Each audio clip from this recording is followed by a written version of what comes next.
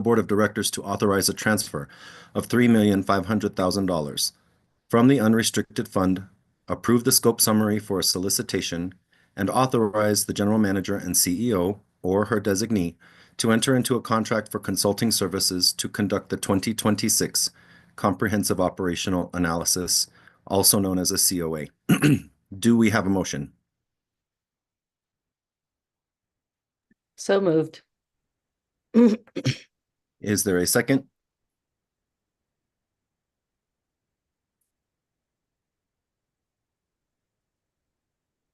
Second. Thank you. I have the move-in as Director Geisinger and the second as Director Larson. Thank you very much. I would ask our General Manager and CEO, Ms. Deborah Johnson, to present this item to the committee. Thank you very much, Committee Chair Guzman, to all committee members and board members that are assembled. Thank you so much for the opportunity to engage this evening. Before I yield the floor to my esteemed colleagues, I wanted to ground us in what we're actually doing here. There's been several conversations that have ensued relative to a comprehensive operational analysis. Several years ago, the agency took part in leveraging a comprehensive operational analysis in which the agency branded it as Reimagine RTD that had two components, one short-term being the system optimization plan and a longer range, which was called Mobility for the Future. Recognizing that there's been a myriad of aspects that have happened at this agency, we are looking to ensure that we're grounding us in what it is that we're trying to do relative to our service delivery model here at this agency. Some of you may be aware that RTD traditionally hadn't done what is frequently occurring in the transit industry by looking at its services comprehensively, because RTD was in this period of time in which there were various segments of its network being added in. Hence, if there was a new rail line coming on board, any redundancy with rubber tire fleet was modified. What we're attempting to do here is ensure that we're grounding ourselves into looking at land use, looking at various developments. There's a myriad of different factors that come into play as well that will enable RTD to ensure that it's leveraging service standards, our stop spacing policy, and things of the like. Tomorrow at the Operations, Safety, and Security Committee, there will be a discussion pertaining to what RTD currently has as service standards, recognizing that there is an inherent nexus to a comprehensive operational analysis. There has been discussions that have ensued in a myriad of different forums with this board, be it in performance committee, at board retreats that have been held. And you have heard me constantly say that as we look to assess services and how we optimize efficiency for the betterment of increasing transit utilization, that we have to be grounded in a comprehensive operational analysis. Heard some conversation prior to the commencement of the meeting about office space, recognizing where we are currently situated with downtown vacancy rates and things that like. We want to ensure that we have a formulaic approach relative to transit utilization factored around activity centers and potential for development, as I said once before. So with that as a backdrop, I will yield the floor to members of our long-range planning team, being Doug Monroe and Brian Relch. Doug Monroe serving as the manager of corridor planning, who works in conjunction with our service development team, because there is a nexus to that as well. So without further ado, I'll yield the floor relative to what we're trying to do here with the unrestricted fund transfer, recognizing that there'll be subsequent discussions relative to a COA in the Operations, Safety, and Security Committee. So with that, Mr. Monroe, the floor is yours. Thank you, General Manager Johnson. My name is Doug Monroe. I'm the manager of corridor planning in RTD's planning department. This project, the comprehensive operations analysis, I think General Manager Johnson summarized it well. This is basically looking at all of RTD's services across the district and developing a plan that best uses RTD's resources while serving the needs of the district as well as we can. The core components of it are looking at our existing services and evaluating those against each other and seeing what works well and what doesn't.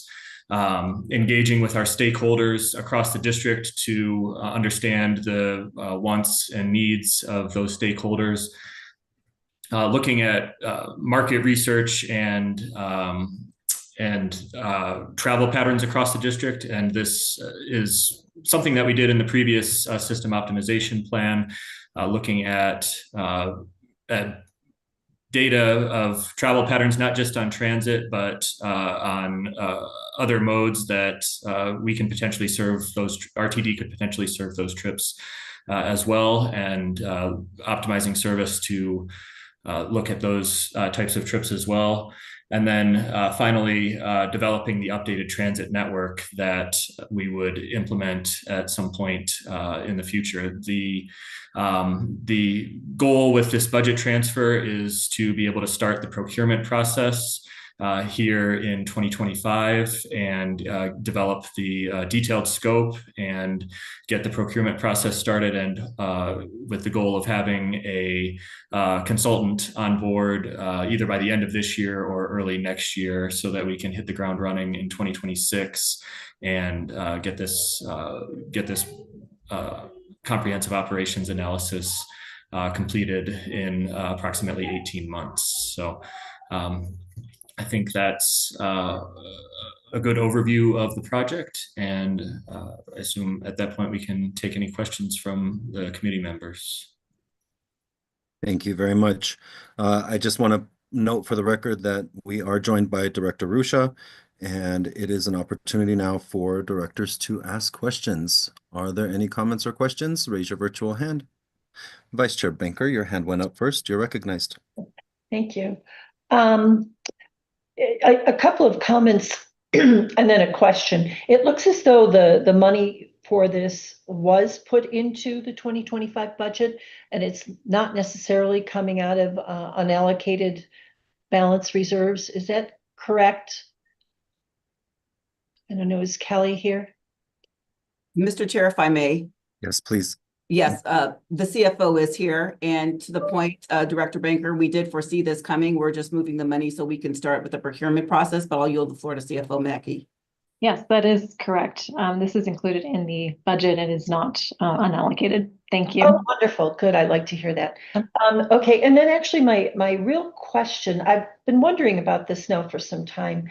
And that is, RTD staff knows our routes far better than a contractor. And so I have wondered why we do not do the COA internally. Why do we contract this out? Since I'm assuming the contractor is going to have to come to RTD to gather a lot of data, go to DRCOG to gather a lot of data, and then they're going to be putting it together and bringing it back to RTD. Don't we have staff capable of doing this work ourselves? And wouldn't our staff know this the best and have the most accurate information? So I'm just opening that up. I know RTD contracts a lot of things out, but this one seems like it should be, inside baseball stuff. So if anyone can answer that, I'd appreciate it. Thank you. Ms. Johnson.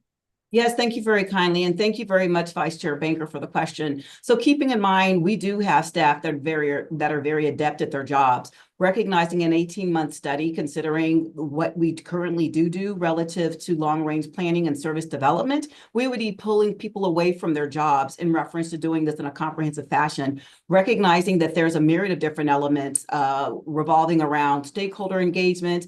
You heard from Mr. Monroe looking at travel patterns and things of the like. Our staff will be working in tandem with them. We will have a RTD project team as well as a consultant team. In my years of being in this business, customarily, it behooves us to leverage consultancy in most instances for a comprehensive operational analysis, because we want to be able to optimize different lessons learned with other transit system reworks and network adjustments. And we can leverage that going forward, and it will be done because we are retaining services for them to work on this. If we were going to do something of this magnitude in-house, it would take us a lot longer period of time, and we'd probably have to add on additional staff. So that would be the response I give. I am happy to have Mr. Monroe elaborate if you'd like to add anything additional, sir, in reference to what I have said from my perspective, at least at other transit agencies, since I did come on in the midst of the previous system optimization plan. Thank you. I think you covered it well. It's just the scale of a project like this to complete it in a timely manner with our staff's already full plates, having consultants on board to help us with it is definitely necessary. I think it also brings in somewhat of an outside perspective to look at things that from a different lens than our own staff look at as well. So it helps bring a different perspective to how we look at things. And these consultants, come with experience from all over the country and can provide us with some insights from other places as well. Thank you very much. Director Rusha. Thank you, sir. So I would just ask the same of this as I would any other contract that moves through this committee or any committee. Most of them are moving through this one, is that staff make sure they send the board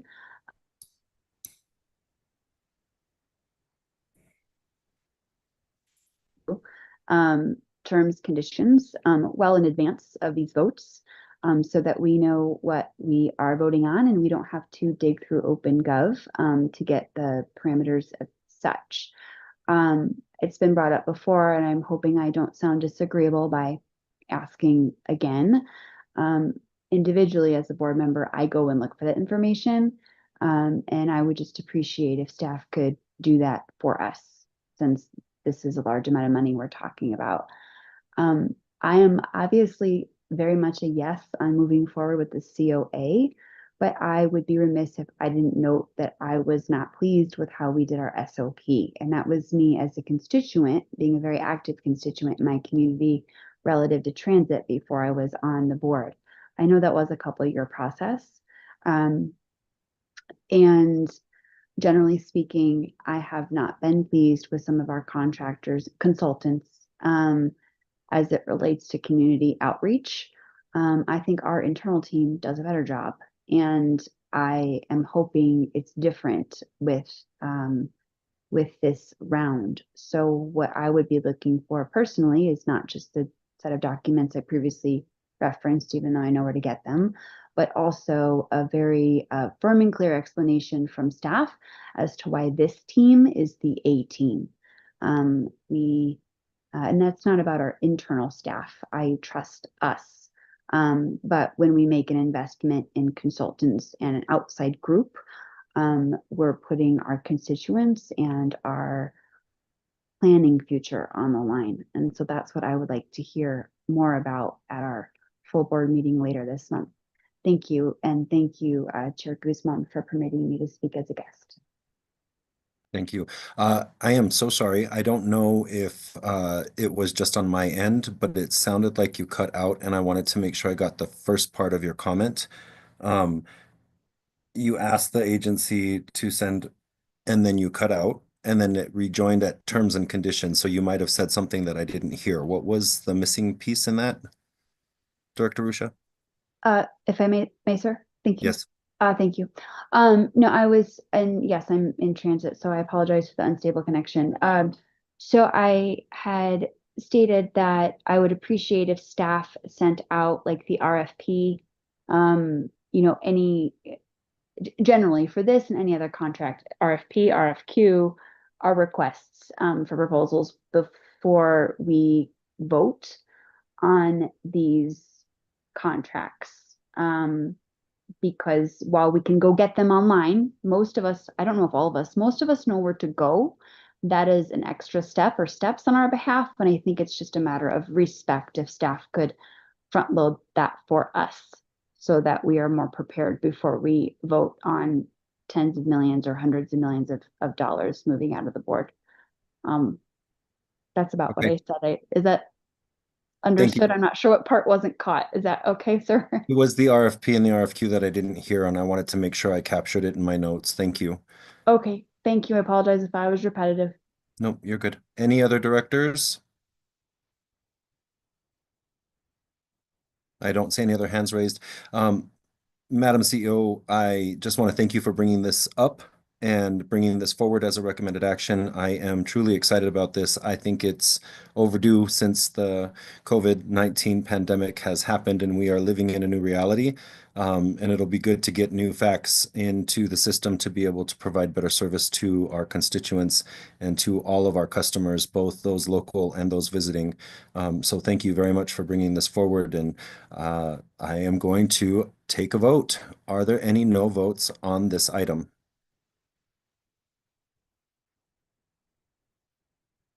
Seeing no votes, this will pass with 1, 2, 3, 4, 5, 6 yes, 0 no, and 1 absent from this committee, and be moved to the board.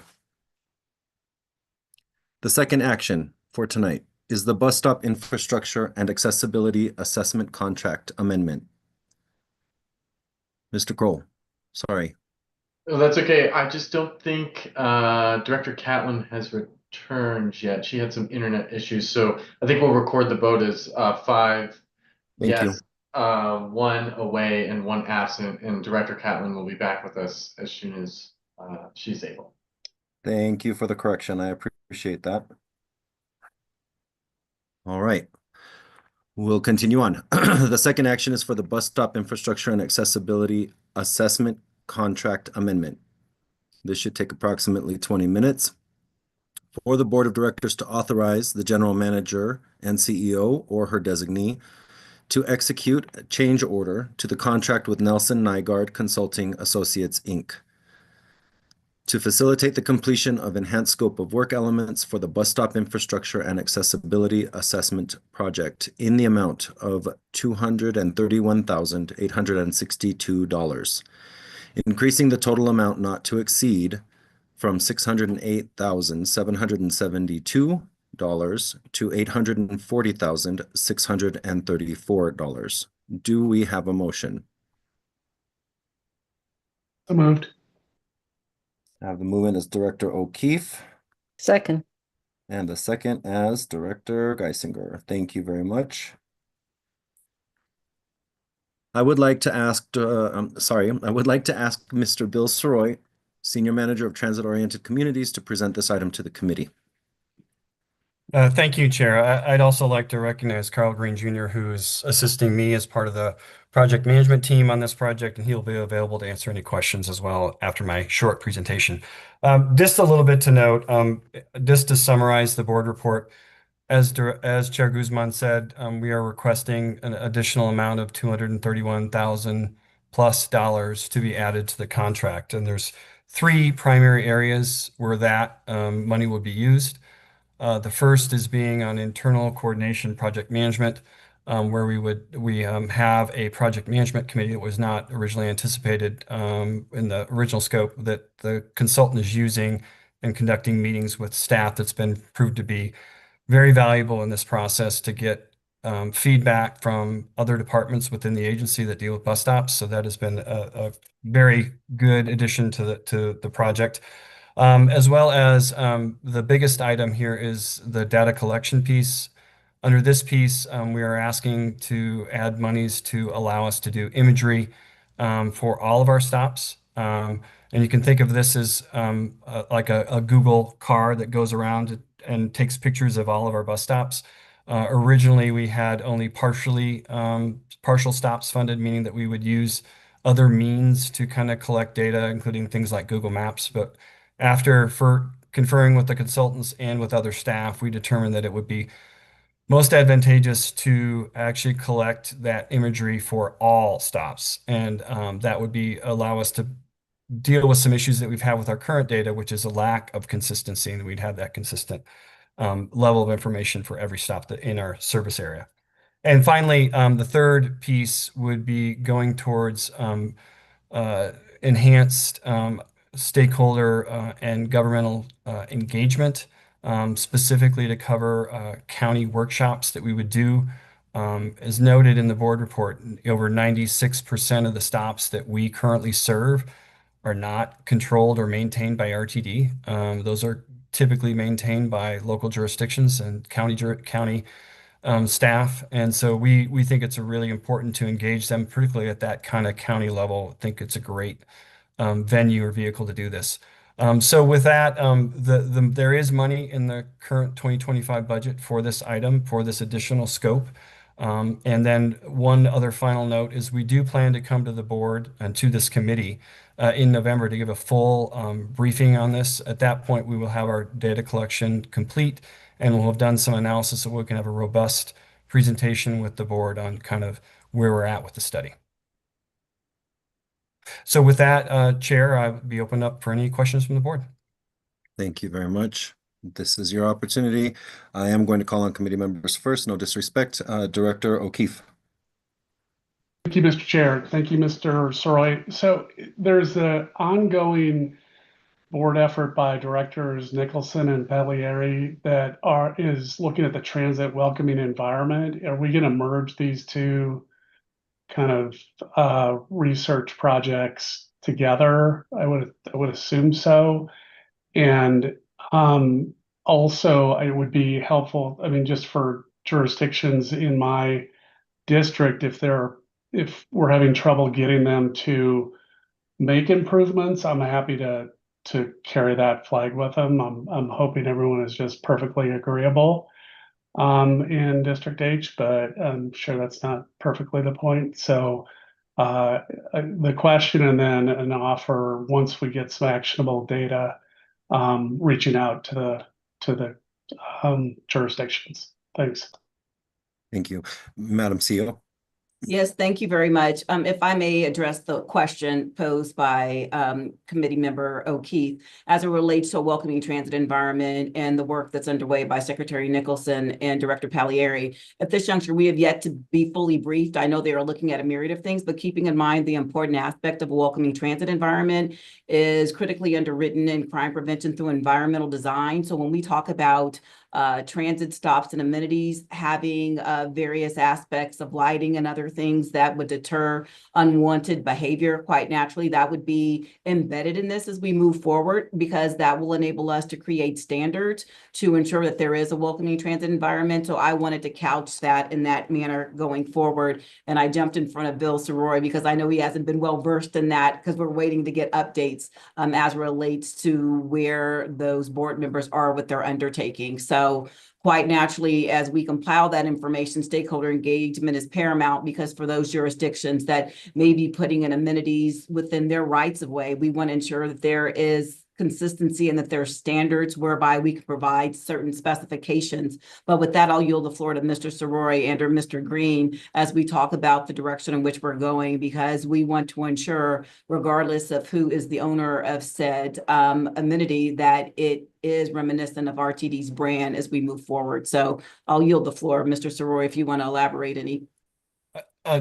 Thank you, General Manager Johnson. I would just say, we'd be welcome to work with Director Pagliari and Director Nicholson on their information once they have it together. I mean, the fundamental premise of this effort, it really is to look at the welcoming transit environment. The bus stops are their, our customers' first kind of experience with the transit system, and looking at making that a more welcoming environment. We're looking at a variety of issues ranging from ADA to what amenities are present to things like lighting and other things. So we certainly welcome that ability to coordinate with Directors Pagliari and Nicholson. Thank you. Thank you both. Thank you. I have a concern. I'm going to say it really quickly, and then I will pivot to Director Ruscia, not seeing any other hands. This all looks really good. I have a concern about the Title VI portion of this and the communities that we are serving. Where we have a denser population, we seem to have more trouble with taking care of some of those stops. And along those routes, I would be interested in finding out, as this progresses, how we intend to make sure that we're taking care of them. Obviously, this is a cooperative and a collaborative project between RTD and our local municipalities or counties, depending on where these stops are at. Will this lead into a discussion about that, or will this clearly define who is on first for these bus stops? There's different rules in every county. For example, in Denver, now that we are paying for trash removal, there's been a lot of questions in different neighborhoods where a neighbor has generously put out a trash can, collected that trash, thrown it in the dumpster for the purpose of keeping their properties clean and clear. But now it's a cost issue if they're taking on the garbage that's left by the public and the customers of our system. And so I'm just curious, like, how does this process navigate through some of those? And is that where we need to then, as directors, carry the flag, as Director O'Keefe said, with our local municipalities or our local elected officials to ensure that we have good cooperation on this matter? Chair, I'll defer to General Manager Johnson. Looks like she said you, Mr. Soroy. Okay. Thank you, Chair Guzman. I would just say that, equity is a fundamental part of this effort, and we are going to be looking at that in terms of criteria as we look at, prioritizing areas we want to improve, our bus stops. That will certainly play into it. I would say, we've already started to have conversations with our jurisdictional partners about, how they approach maintenance and with the whole goal of this, I think, is to hopefully develop a standard or standardization that we can kind of rely on and help us, kind of have kind of a consistency across our bus stops. That is going to require resources and, we have been very open with our jurisdictional partners that we don't necessarily have money, but we want to partner and we want to talk about things, and we're going to be exploring things, including, looking at new monies like from DRCOG and other sources that we could potentially put towards bus stops as part of this effort. Great. Thank you. Director Ruscia, your hand is raised. Go ahead. Thank you, sir. So you touched on what I was about to talk about, which was Title VI. And I just want to make sure I do have a shaky connection. You can hear me okay? Yes. Okay, thank you. I turned my camera on, but then it would be more unstable. So I think I just want to be clear, or I'm going to make a statement, call it my opinion. We do have some money, and counties have money.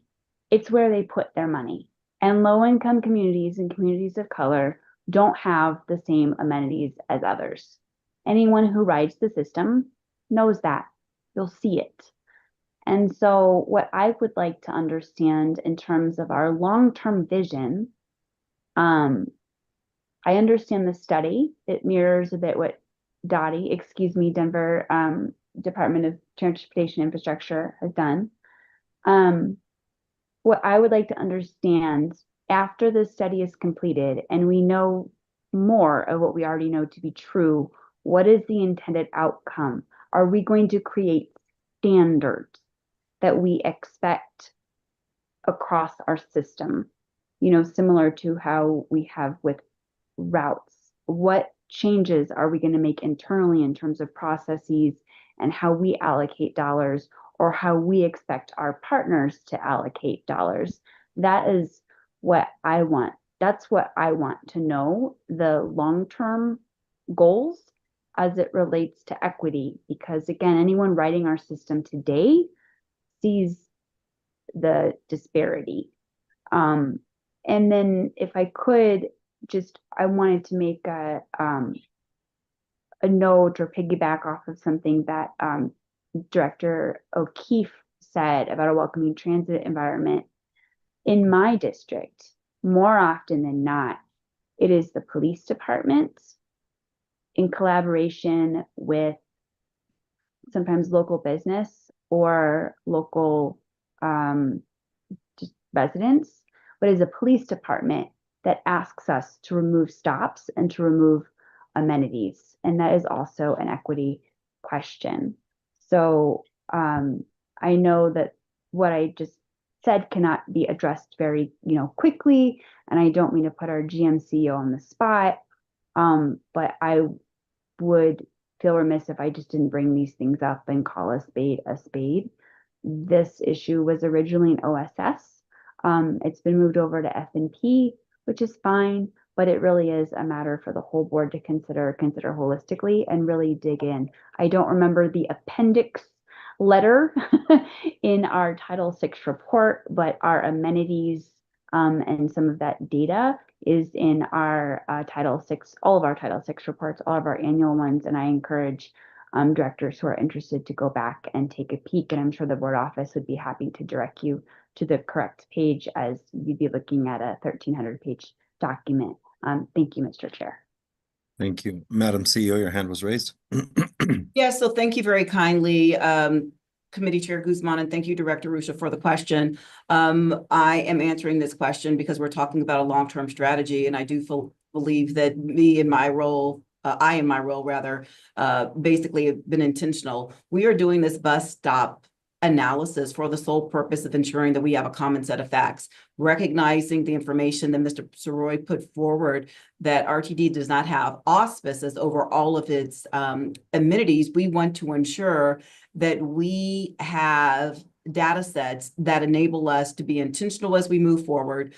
When we think about a COA that's being done and we're having information relative to where bus stops and amenities associated with those bus stops are located, we can then plan accordingly as we move forward. I appreciate what you said, Committee Chair Guzman, relative to the appearance sometimes as relates to the disparate appearance perhaps in more densely populated areas. We're cognizant of that. That's why it's imperative that we go through this analysis, and this is in Finance and Planning, recognizing that with the committee's assignments, the Finance and Planning Committee is responsible for financial matters, but also as we look at long-range planning and capital projects. And so I just want to be clear relative to what we're planning for and what we're operating, and that's the distinction. But as we move forward, when we look at service standards, this will go hand in hand so we can look at our agency's service delivery model comprehensively, because when you look at service standards from the point of doing, say, a COA, we want to ensure that we are moving the system. We want to ensure that there is a standard speed of the system in more densely populated areas.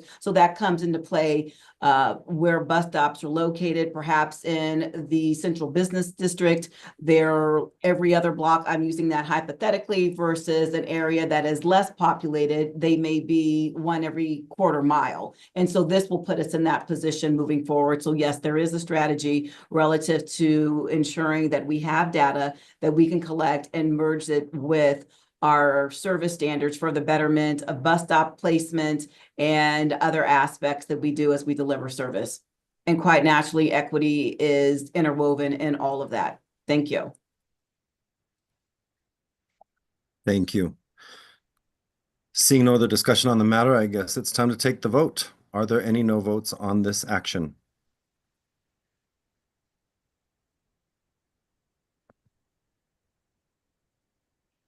I see none.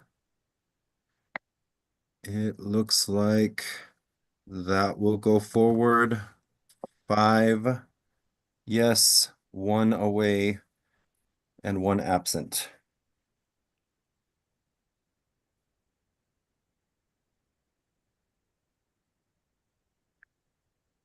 All right, thank you very much. The third action is for the Downtown Rail Reconstruction Project Progressive Design Build Contract Award. For the Board of Directors to authorize the General Manager and CEO or her designee to enter into a progressive design build contract with Flatiron, Dragados Herzog, Downtown Rail Joint Venture for the remaining phases of the Downtown Rail Reconstruction Project, consisting of design and full-depth reconstruction of light rail tracks from 7th Street and West Colfax Avenue to 30th Street and North Downing Street in an amount not to exceed $125 million. Sorry, I don't want to say it incorrectly. Do we have a motion? Motion. Thank you, Director Larson. Is there a second? Second. Larson is the movement. The second is Director Banker. All right. I would like to ask our General Manager and CEO, Ms. Deborah Johnson, to present this item to the committee.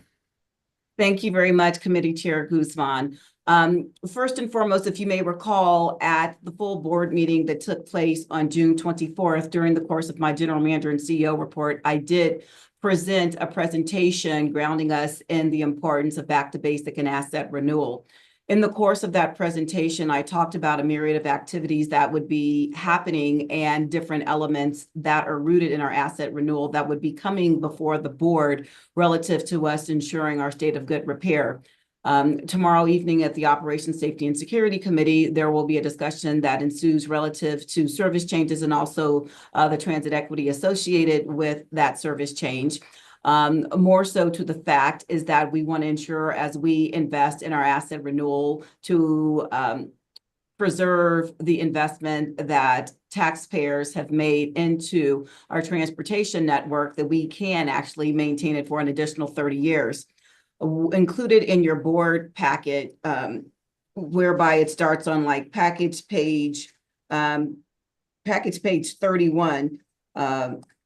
well, really package page 28, we're talking about the different phases of the downtown rail reconstruction. Last summer, we had great success in reference to redoing the intersections located in the downtown core. What Ms. Vishwakarma is going to present momentarily takes us to the next phases 2, 3, and 4 that are paramount to what I just outlined relative to the state of good repair. And I just wanted to ensure that I was reminding everyone relative to how this work has come to be and what we are doing relative to the reconstruction, and that this money has been accounted for as we've moved forward with our capital planning as well as our asset renewal with transit asset management plans. And with that, I will yield the floor to Ms. Vishwakarma to state what it is that we're seeking to do here this evening. Thank you very much, Committee Chair. Appreciate it. Ms. Vishwakarma, the floor is yours. Thank you, GM CEO Johnson. Good evening, Chair Guzman and committee members. So if approved, this contract is for reconstructing about 2 miles of track through a very heavily urbanized area with a significant impact on residential, commercial, and leisure activities. So we are aiming to spend time in careful planning to minimize disruption to the extent possible. It is a lot of work. This contract also represents a tremendous increase in capacity to actually deliver work on the ground. So we did phase 1 last year. We are embarking on Calumet, but this progressive design build contract is to enable us to tremendously increase what we can do in a very short time frame. So design for this work is anticipated to commence immediately upon execution of the contract, with construction of phases 2 and 3 anticipated to be completed by August of 2026. We expect phase 4 will be completed by the beginning of September 2027. The funding for this project was approved in 2024, and we have been working on executing various components. So I am very happy to announce that going forward, Aprajit Desai, who also goes by the name of Jeet Desai, will be taking on the role of the project manager for this endeavor. And with that, in closing, I am joined by Assistant General Manager of Rail Operations, Dave Jensen, for any questions you might have on this item. Thank you. Thank you very much. Directors, any questions on this one?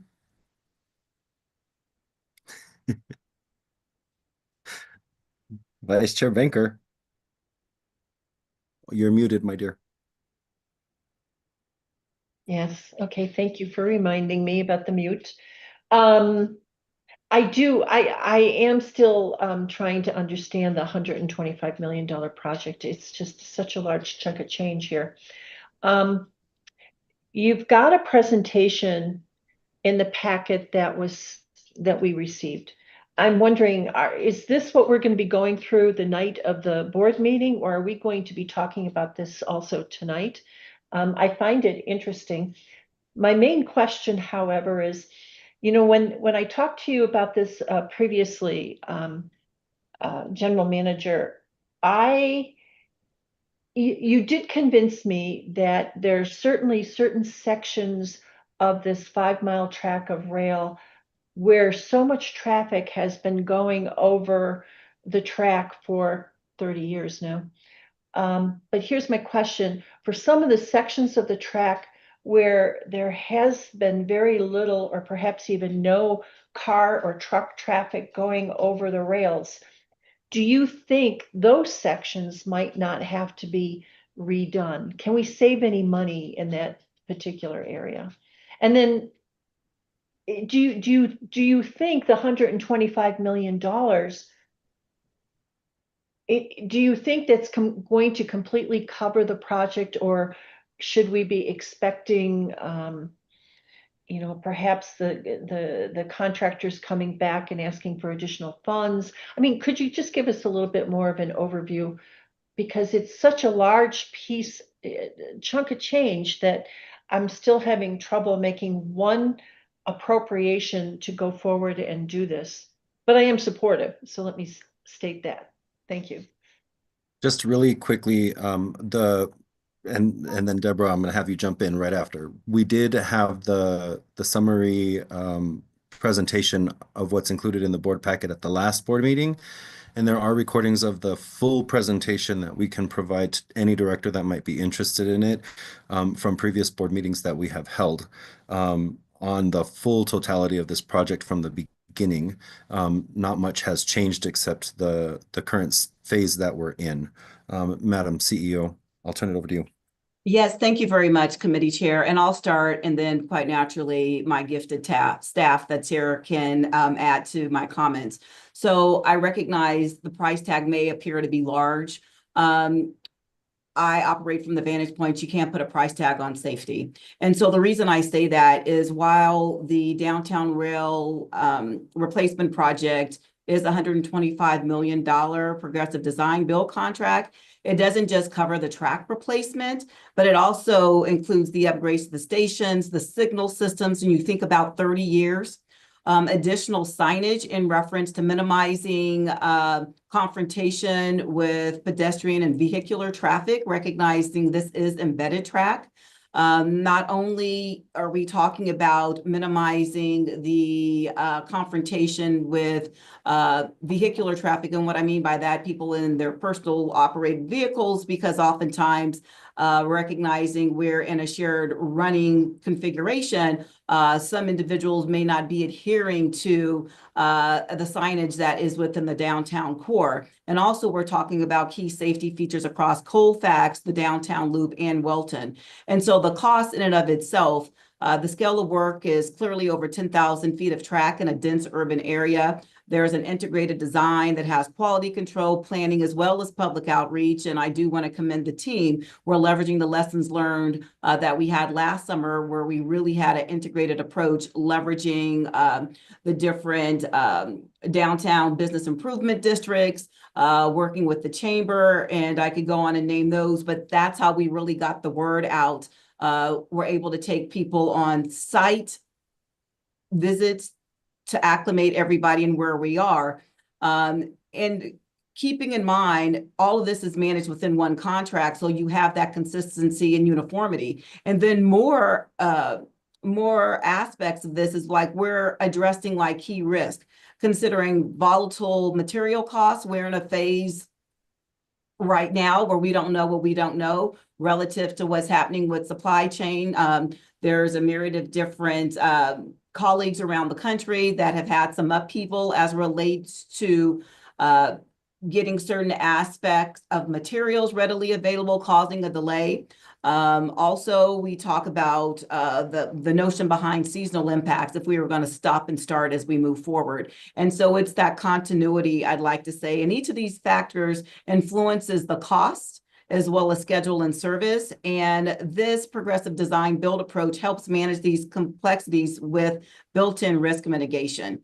So with that, I will yield the floor to Ms. Vishwakarma, who is a registered professional engineer, who serves as our chief engineer as well, and could elaborate as we go forward. But really, that's what it's all about. From the vantage point of doing something in a piecemeal fashion, I don't recommend that from a service delivery perspective, and then optimizing what it is that we actually want to do as we move forward. So Ms. Vishwakarma, is there any additional information you'd like to impart?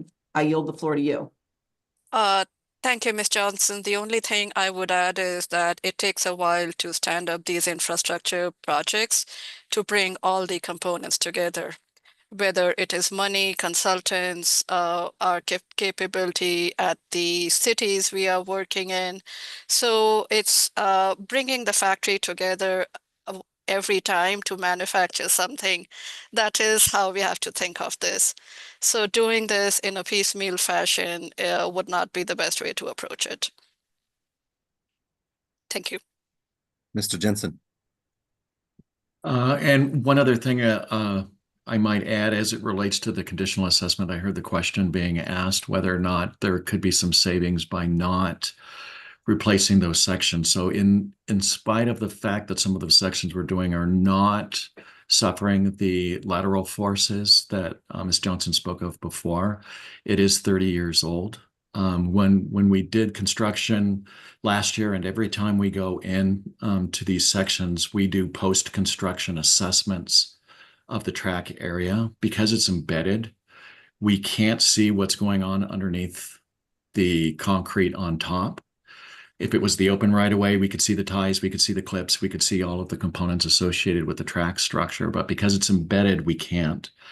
But what we do know is every time we see it, every time we pull something up, we're seeing the degradation of the track area that one would expect of track that age.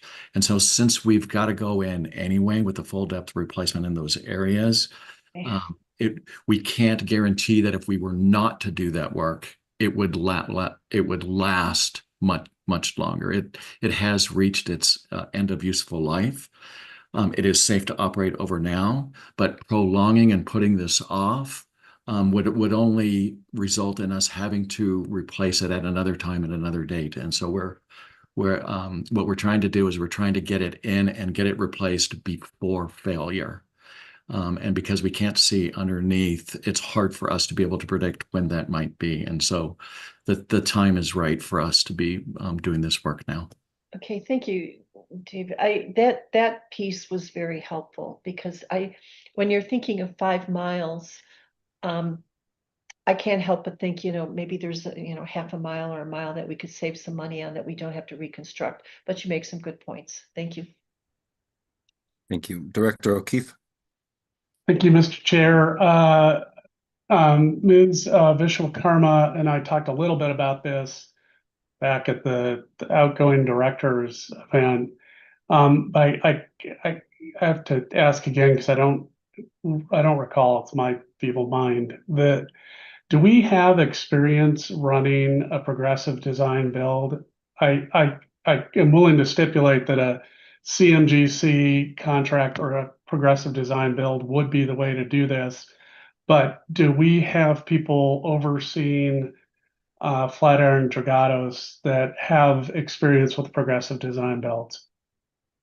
Chair, may I? Yes, please. Yeah. Director O'Keefe, you make a great point. So progressive design build is new for us at this time. But in order to prepare for it, we brought on specialized legal counsel for the contracting. We consulted with other agencies across various industries, including transit, water, airports, and mostly talked to several firms. We also put out a request for information to garner prospective proposers' feedback before we did this. And as we are going into the project, we are very mindful that this is a new approach for us. It requires us to think somewhat differently. We have spent time in learning various aspects, and we are ready to learn and apply the principles with this contract. In the meantime, there is guidance available also from different government agencies as to how to approach it. But the contracting principles remain the same. This is definitely a management prerogative. I'm not going to get into the subtleties. I'll spare everyone the subtleties of contracting, but it's a big contract. It's a big number. It's pretty high profile. One thing that you might consider, and I'm sure you've talked about it already, is getting some sort of owner's rep help that's non-legal to help with the contract implementation and also the risk management as we go through it. Next question was going to be about contingency. I don't know what number you want on it, but given it's our first time using this, I don't want us to be too close to the line because the whole reason you use a progressive design build is they're going to help you identify risks as you go forward. But that means that we don't know them right now, and we could get into a situation where contingencies becomes a big issue, as well as implementation. But that is your guys' choice. I've worked a lot with CMGC. I've not worked with progressive design build, so I can't offer any words of wisdom either. But that's something an owner's rep from the technical side might be a helpful resource for the committee. And I think it's a great tool for us going forward with other projects. So I think it's great we're going forward with it. The second question, I should have said I had two questions, totally different. On the communication, I know we used a lot of our traditional channels last year. I heard quite a bit about people not knowing, it wasn't so much what was happening, it was kind of when it was going to end and what the phases were. And this is probably in the realm of how over communicate, talk about it till our customers and our stakeholders are sick of it, not when we're sick of it. And I think we need to be really creative about having a lot of different ways to talk to a downtown that's getting more. I mean, I was down there walking around quite a bit today. It's fun to see the life in it.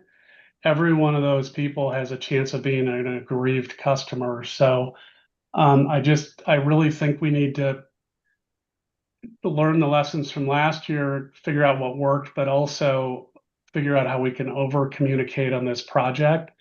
I know that, all the one-off stakeholders like Downtown Denver Partnership and the Chamber and all those folks, they will want to help. They're also going to be quick to pounce if there's another government contract like the 16th Street Mall, not our problem, but where there's causing some issues with people downtown. And I just don't want us to be the focus of that ire. So I think we really need to look at what we did and look at new mechanisms and really focus on that life cycle.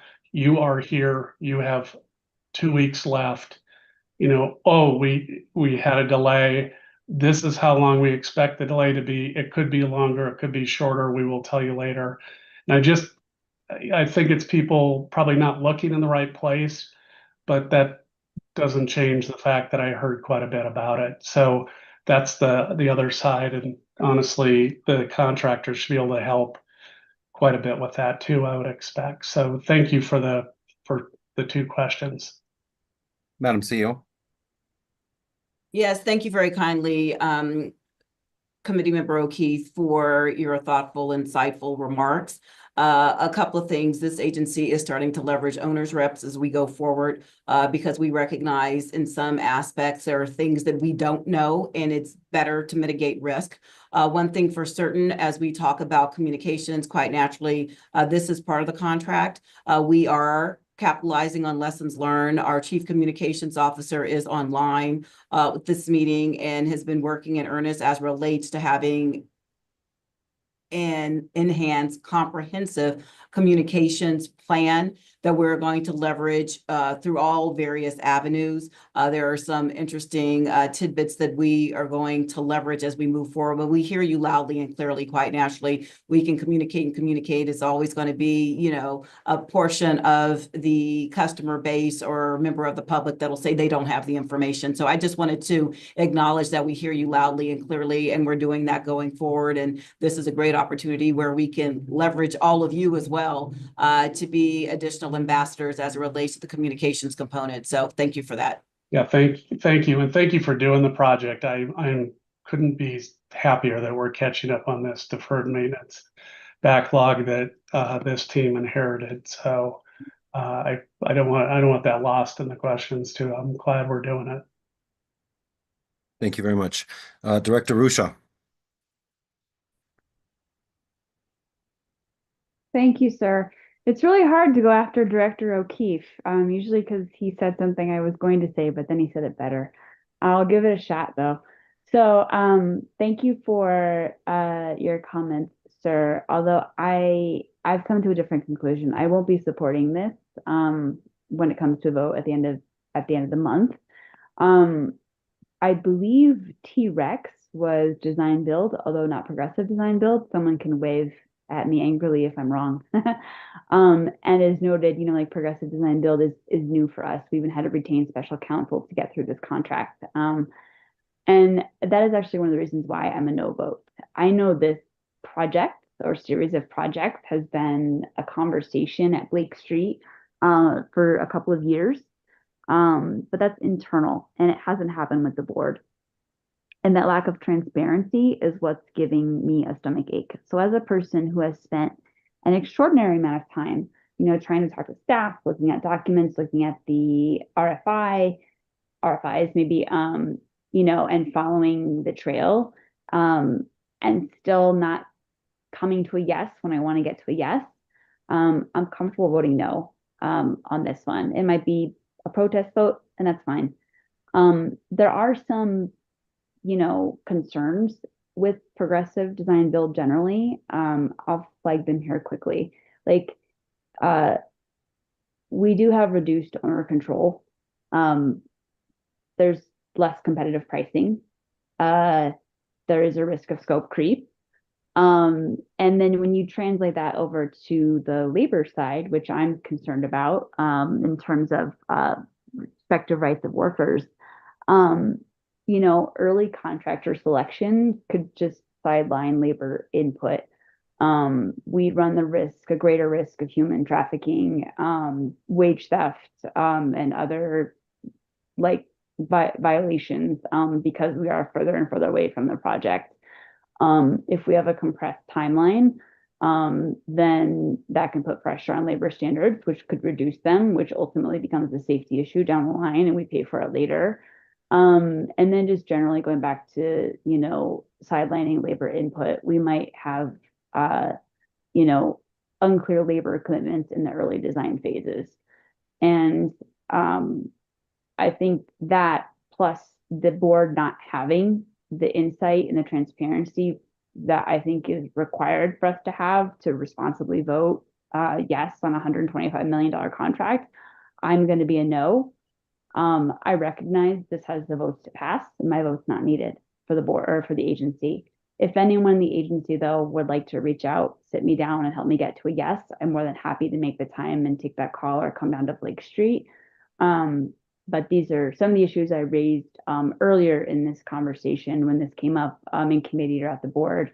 And I've raised privately with our GM and CEO, and I'd be more than happy to take it offline and maybe get to a yes at the end of the month. But right now, I'm unfortunately a cautious no. So thank you for letting me say that here, Mr. Finance Chair. So I couldn't take up the time at the end of the month. And that's all I have. Thank you. Ms. Vishwakarma, did you have something to add there? Yes, I just wanted to make the remark that RTD staff does have extensive experience with design build and other alternate project delivery. We as a team also did the first public-private partnership in the industry, and that talent still exists within the agency to be able to guide us. Design build has fallen out of favor in the industry because it is difficult for contractors. So there are various ways of selecting contracting mechanisms. I just wanted to add that. Thank you. Thank you. But Director Mr. Nicholson, May I follow up quickly? quickly. Thank you, sir. Thank you for your comment. I just wanted to note, in case it wasn't clear before, it's not staff that I have concern with. It is the contracting aspect, and the distance between us and the final product. So if my comment was taken to mean I don't trust staff, I apologize. I do trust staff. It is the nature of the project that makes me a little bit squirmy. So I just wanted to make sure I said that on the record. And thank you, Mr. Chair, for your grace. Indeed. Director Nicholson, your hand is up. Thank you, Chair Guzman. So this is my district. I represent CBD. It's also where I live. I am literally in the middle of that project area as we speak, and I can hear the light rail trains from my window. I was talking with a neighbor earlier today who was saying basically, you know, it's great. I'm glad that we're making the repairs, and they were significantly trepidatious about what that would mean for them, their commute, and for their downtown. I have a couple of quick questions. First one is, what kind of interfacing have we done with the mayor's office and with Dottie to make sure we're not disrupting the flow of pedestrians downtown, or disrupting as little as possible the flow of pedestrians downtown on the 16th Street Mall on 17th and 15th? I'm sorry, Director Nicholson, just so you know, because you were not here at the beginning, we're limiting ourselves to 2 questions, or a question and a comment. Okay. And I will return, but we are also on a tight time frame, so let's answer one at a time. Does anybody want to take that first one on, please? If I can, Mr. Chair. Yes, please. So to answer your question, Secretary Nicholson, we talked about before you joined us that this is embedded rail that is on city rights of way. As I have said in previous meetings, quite naturally, we have to have any permitting approved by the city. Hence, I have standing meetings with the executive director of the Department of Transportation and Infrastructure. Members of my team are coordinating with their peers as well. So when you think about what it is that we have to do, we are actively collaborating with the city to align efforts, mitigate schedule risk, and ensure the public experiences this project in a coordinated investment in the corridor's future. So nothing is being done without them, because they have the opportunity to allow us to go forward with the schedule. So quite naturally, as we did previously with the past project, when there were special events downtown, for instance, we did not shut down the intersections during the course of the 4th of July parade. Those things are still happening now, but Ms. Vishwakarma could elaborate, but I just wanted you to know that we are working in tandem, and quite naturally, any of these projects, we provide briefings, and I'm actively engaged at my level with folks in the mayor's office and the department heads within the city and county of Denver. Director Nicholson. Yeah. And I would just like to add that we at the staff level also coordinate with other city staff to make the experience as seamless as possible. Director Nicholson, you have one more to go. Thank you.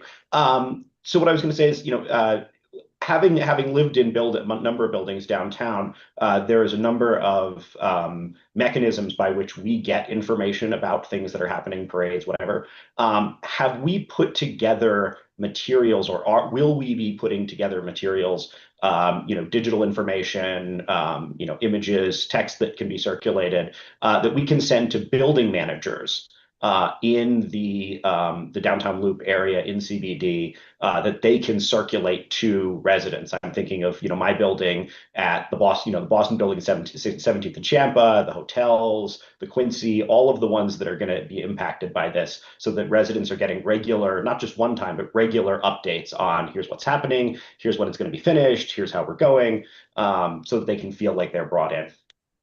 I do believe that was how we proceeded last year when we started with the intersection crossing, and Chief Communications Officer and Community Outreach, Mr. Summers, ensured that that was going on with his whole team of people. But Ms. Johnson, please feel free to color that in. Yes, thank you very much, Committee Chair Guzman.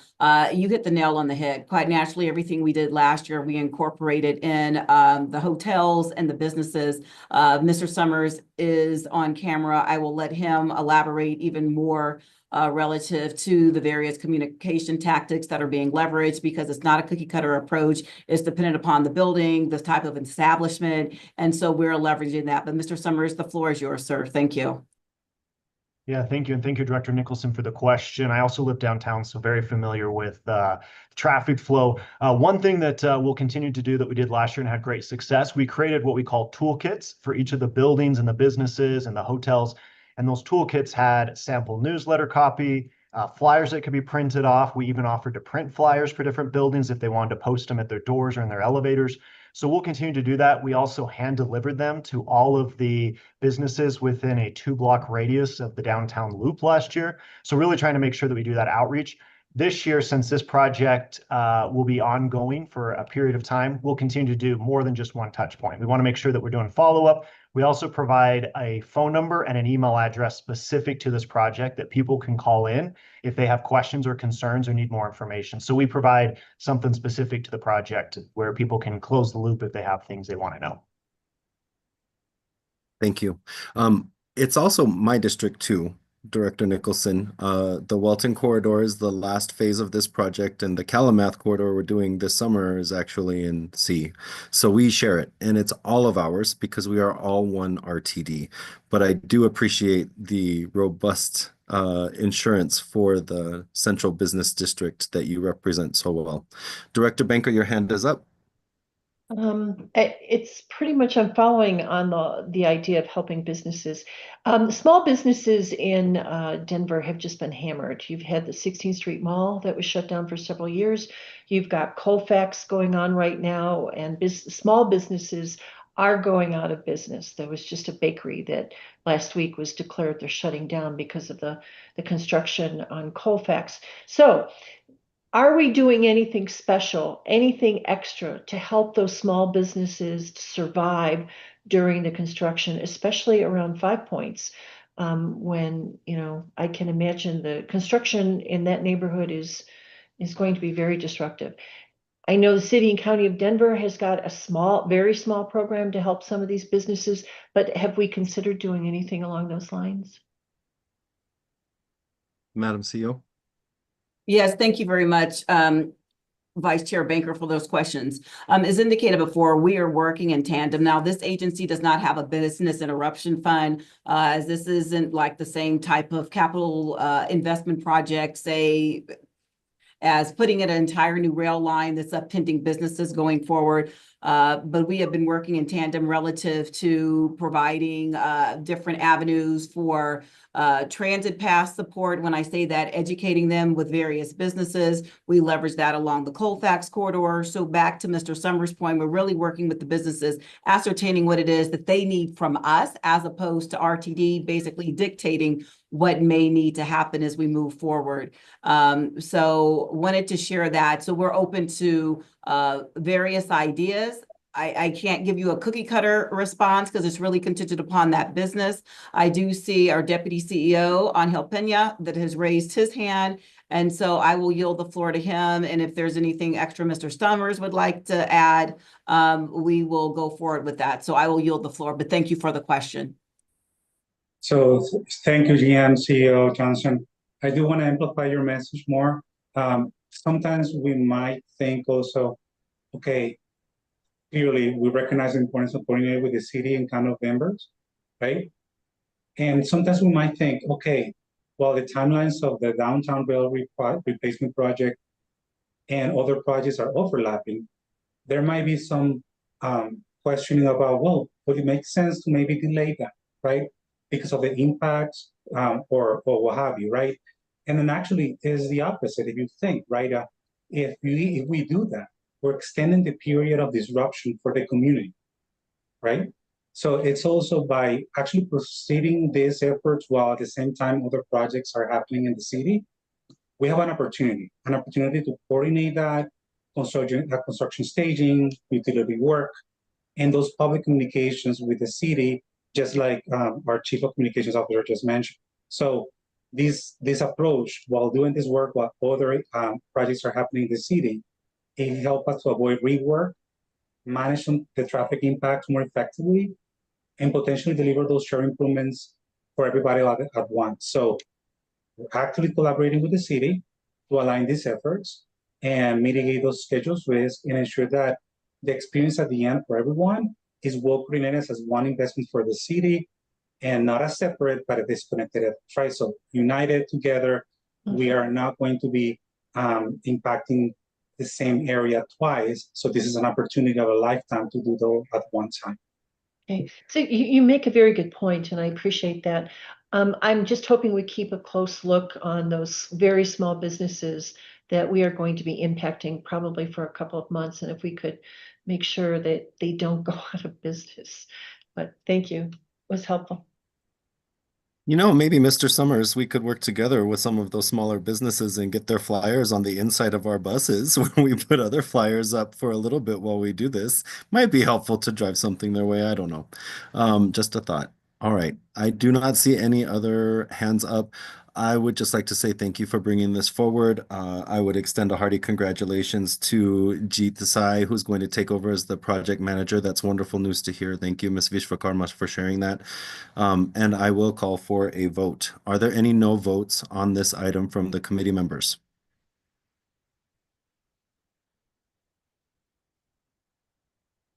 I do not see any, and it does appear that we are back at 6. So that will pass with 6 yeses, 1 absent, and 0 noes. Thank you very much. Thank you for helping us keep on time, everybody. I appreciate the robust conversation and keeping it focused. The fourth action that we are looking at is the East Metro Hoist Replacement Contract Award. This is for the Board of Directors to authorize the General Manager and CEO or her designee to enter into a contract with A.D. Miller Services, Inc. for the replacement of 15 bus hoists at the East Metro Bus Storage and Maintenance Facility for a total not to exceed the amount of $5,639,130. Do we have a motion? Motion. Thank you, Second. Director Larson. Thank you, Director O'Keefe. I have Director Larson as the movement, Director O'Keefe as the second, and I would ask Jyotsna Vishwakarma, Acting Assistant General Manager of Capital Programs, to present this item to the committee. Thank you, Chair Guzman. This recommended action seeks approval to replace 15 bus hoists at the East Metro Bus Storage and Maintenance Facility. The contract award is outlined in pages 38 and 39 of your board package. So what a hoist is, it lifts the bus up so people can work underneath it safely, efficiently.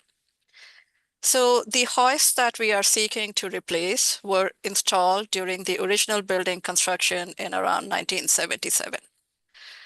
Over the years, these hoists have been repaired and we've replaced parts for more than 45 years. So at this time, the manufacturers have stopped supporting spare parts. It's not possible to continue with that approach. So we are proposing to get new versions of bus hoists, a modern version with a smaller footprint, and better safety and environmental features. These hoists will also be easier to maintain by our mechanics. So the project, if approved, is expected to be completed within 18 months following contract award. Since we will be working in an operational facility, we will be very careful to replace only a few hoists at a time in order to not disrupt operations. The project is funded from the 2025 budget, and up to 2.8 million of the cost will be paid through a Colorado Department of Transportation award. So I thank you for your consideration of this item, and I'm happy to answer any questions you may have. Thank you. Directors, do you have any questions or comment on this? I do not see any hands raised. I would like to just say I think it's great that we can provide this clearly needed update for our employees who rely on us to make sure that we allocate funds for safety and to be able to serve the public. So let's move to the vote, shall we? Are there any no votes on this matter? I see none. I hear none. We will have 6 ayes, 1 absent, 0 noes. We will move that to the board. Thank you very much. All right, fifth action, the US 36 Sheridan Bus Platform Expansion Contract Award. This is for the Board of Directors to authorize the General Manager and CEO or her designee to enter into a contract with Krish Construction, Inc. for the expansion of the eastbound US 36 and Sheridan Station bus boarding platform from 4 to 8 bus bays for a total not to exceed the amount of $3,321,093.62. Do I have a motion? Motion. So moved. Second. Thank you. Director Larson is the movant. The second is Director Geisinger. Once again, I would like to ask Jyotsna Vishwakarma, Assistant General Manager for Capital Programs, to present this item to the committee. Thank you, Chair Guzman. This recommended contract award is for a project that improves both operations and the customer experience at the US 36 and Sheridan bus location. The contract award is outlined in pages 40 and 41 of your package. And if at this time I can request CFO McKay to share page 42, which shows the existing configuration of what we are trying to do. Thank you, Ms. McKay. So on this, in this location, we have 4 straight-in bus bays, leading to buses lining up as they arrive. And this affects both customers and operations. There is insufficient capacity for all the routes that are projected to use this location, which comprises of both local and regional buses. And the operators do not know where to pull in, the customers do not know where to wait. In addition, accessible parking is not well located in reference to being able to get to buses. We require people who use those spaces to go a long distance and have more uncertainty as to where they might have to board the bus. Ms. McKay, do you mind sharing the next slide, please? Thank you. So this contract, if approved, what we will do is the 4 straight spaces will be converted to 6 sawtooth bus bays, leaving room for 2 bus bays. And we will be constructing new ramp and stairs for better access from the parking lot. We will be able to assign gates to buses. Passengers will know where to wait. And people who park in accessible spaces will have to travel a much shorter distance to arrive in a more centralized location to be able to access all the buses. As part of this project, we are also working to ensure that we take care of any safety critical items. Passengers and buses not being well organized is a safety issue. We will be adding 2 new bus shelters and adjusting some site amenities such as lighting, closed circuit television cameras, and trash receptacles. The project is fully funded in this year's budget. And for this project, the Colorado Department of Transportation grant will be helping us with up to $1.5 million of the cost. And with that, I'm happy to answer any questions you might have on this item. Thank you. Thank you so much. Are there any questions, directors? Vice Chair Banker? Just real quick, I wanted to thank you for the renderings. That really made a difference. I understand it now. Thank you, Deborah. Director O'Keefe? With these upgrades, are we going to have the ability to do any technology updates down the road? I know we're working on platforms, this is not a capital project, but is it going to be adaptable for if we come up with any different, screen projections or information sharing? Are we kind of future-proofing this? Madam C, or sorry, Jyotsna? Director O'Keefe, we always strive to put in extra conduits and things of the like to just make it easier. It also depends on the technology. There are wireless versions too. Thank you. Yep. Thank you. Thank you. Ms. Vishwakarma, I do apologize. I should have addressed you properly. That is my mistake. Director Nicholson. Thank you, Chair Guzman. So to what degree, and this is sort of piggybacking off of Director O'Keefe, to what degree are we prioritizing improving wayfinding in getting people to the right bus stop? I know when I've taken some of these, gone to some of these stations before, it's been confusing to figure out whether I'm going to, stop A, stop B, stop C. The signs aren't necessarily always very visible. The overhead sign, there aren't enough overhead signs that make it clear which buses are going into which bays. How are you thinking about ensuring that when someone comes up to this station, they can quickly and easily identify, okay, I need to get to E and my bus is coming in 90 seconds. I'm going to go over there. And are there, what are we going to be doing as part of this physical upgrade to help people manage the wayfinding now that they're going to be 4 more bus bays? Madam Johnson. Yes. Thank you very kindly. Appreciate that. So quite naturally, as we talk about the customer experience, and as Ms. Vishwakarma outlined, we're trying to minimize impacts on operators and customers. With that, we are always assessing how we could better communicate. Mr. Stuart Summers, our Chief Communications and Engagement Officer, can expound on what we're doing in the near term. As Ms. Vishwakarma indicated, we're always trying to leverage enhancements as we move forward, but this is part of a larger strategy to ensure that experience. So with that, with a laser focus on our strategic initiative of community and customer connections, I will yield the floor to Mr. Summers.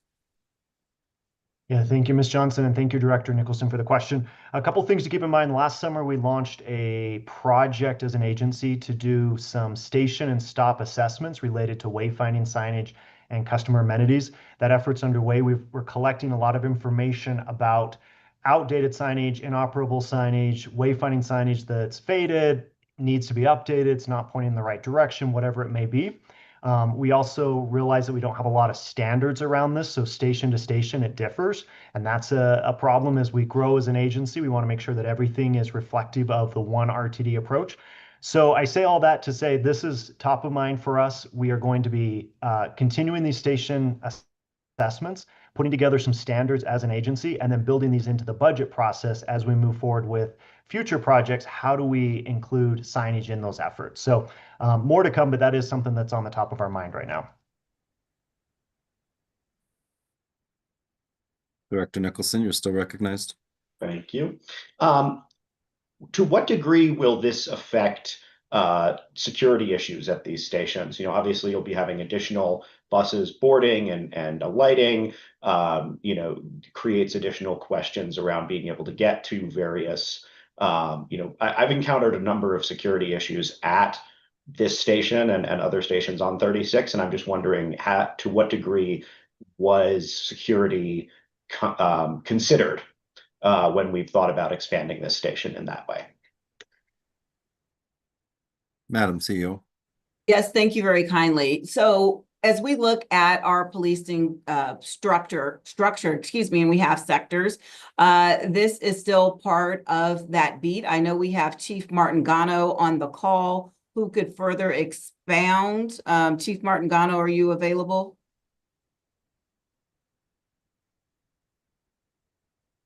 I am. Yes. So if you could, sir, talk about the aspect of what you and your team are doing relative to the various stations. I know I've heard you speak about this as we've tag teamed this issue. So if you could expound on how you assess, we do have internal committees whereby we look at various things when there is any type of capital improvement, but I will yield the floor to you, Chief. Yeah, so obviously if we have the expansion, just like we have done at Boulder when we expanded in other areas, what we would do is we work with earpiece fell out here. We'd work with Westminster Police Department, obviously with US 36 and Sheridan being under their jurisdiction, working with them to provide, additional assistance with us. We do have security officers that are assigned to the BRT, which I know obviously the Flatiron Flyer is not really considered that in theory, but we do have security officers that are assigned to those routes. So we'll just expand those routes. And then obviously we'll do, video surveillance. We'll add more cameras based off of the enlargement of the platform. So we'll put a whole bunch of different measures in place to make sure that we have a policing strategy, and then we'll evaluate and adjust based off of how much ridership we have and any other issues that occur. Thank you. Sorry. Ms. Vishwakarma, your hand was up, but I'm just curious, as part of the planning of this project, I would assume that given our focus on SEPTED type design, that is also included in this particular project. Yes, it is. And I would also like to add that as part of our standard project protocols, we go through something called a safety and security certification, where we look at various aspects. And we are adjusting closed circuit television cameras on this project for better visibility. Awesome. Thank you so much. All right. Shall we take a vote? Are there any no votes on this matter, on this recommended action?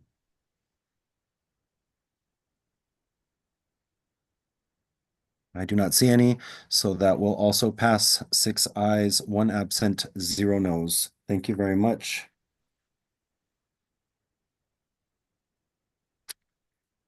All right, y'all, we're doing good. The 6th and final action.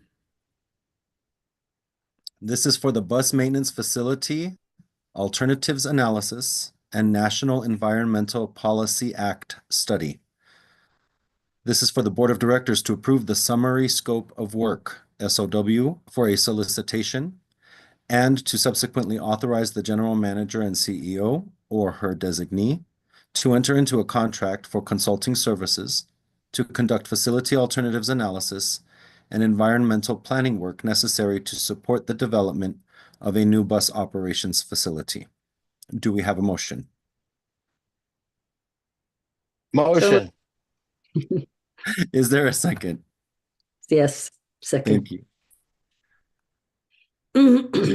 I have the move-in as Larson, the second as Geisinger. And I would like to ask Mr. Chris Quinn, long time no see, Planning Project Manager, to present this item to the committee. Welcome back. Good to see you. Thank you, Chair Guzman. And I just also want to include in the discussion Susan Wood. She will be leading the environmental component of the proposed study, and she's also present in this meeting. A couple of items that I just do want to point out from the report. For some time now, RTD's long-range plans have identified the need for a new bus operations facility sometime in the future. And most recently, that need was confirmed by the Reimagine RTD report in 2022, and then most recently again confirmed in the Fleet and Facilities Transition report completed last year. So with that in mind, staff is requesting board approval for consultant services to assist with determining a site for a new facility, and then also we'd be conducting the needed environmental clearances required for such a facility if we were to request federal funding. And lastly, we expect that this effort would take approximately 2 years in time, and certainly open to any questions the board might have. Directors.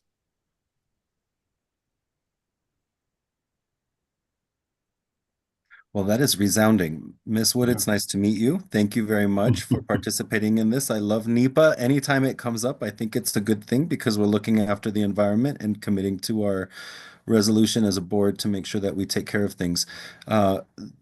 We do need this. And it looks like I bought just enough time for Director Catlin to raise her hand. Please, Director Catlin, go ahead.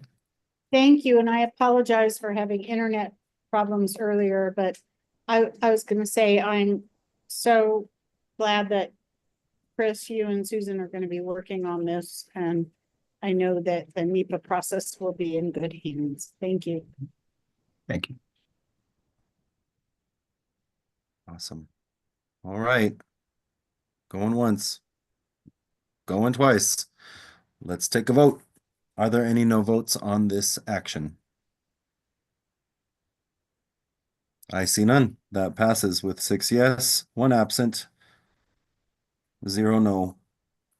Thank you so much. It is 7:04. Being aware of time and needing to take a break for the transcriptionist, I am going to suggest, if it is okay with the committee, that we take I believe it needs to be 10-minute break.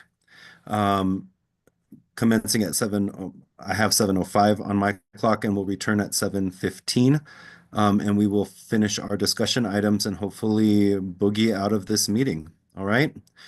So let's suspend for right now. As of 7:05, we'll see you at 7:15. Thank you.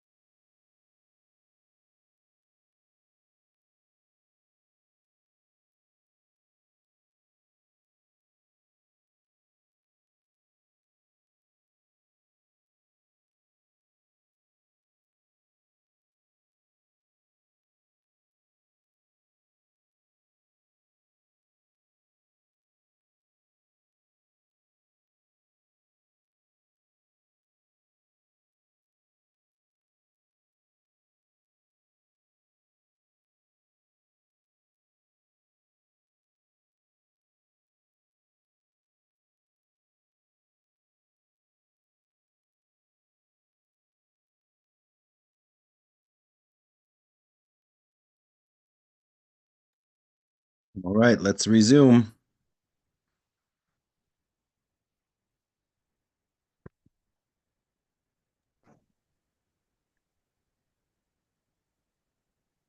It is 7:15 p.m. We will resume the Finance and Planning Committee at this time. Thank you for allowing a break. We are going to move on to Section E of our agenda, which are discussion items. We have two included on tonight's agenda. The first item is for the to 2030 5-year financial forecast. And for this, I would like to ask Kelly Mackey, our Chief Financial Officer, to present this item. Ms. Mackey, the floor is yours. Thank you, Chair Guzman. I appreciate it. I also have with me today Todd Nickel. He is our Senior Manager of Budget. So today we will take a look at the background of the 5-year financial forecast, also known as the FIFE. We'll share a visual overview of the financial planning process to make sure you're familiar with it.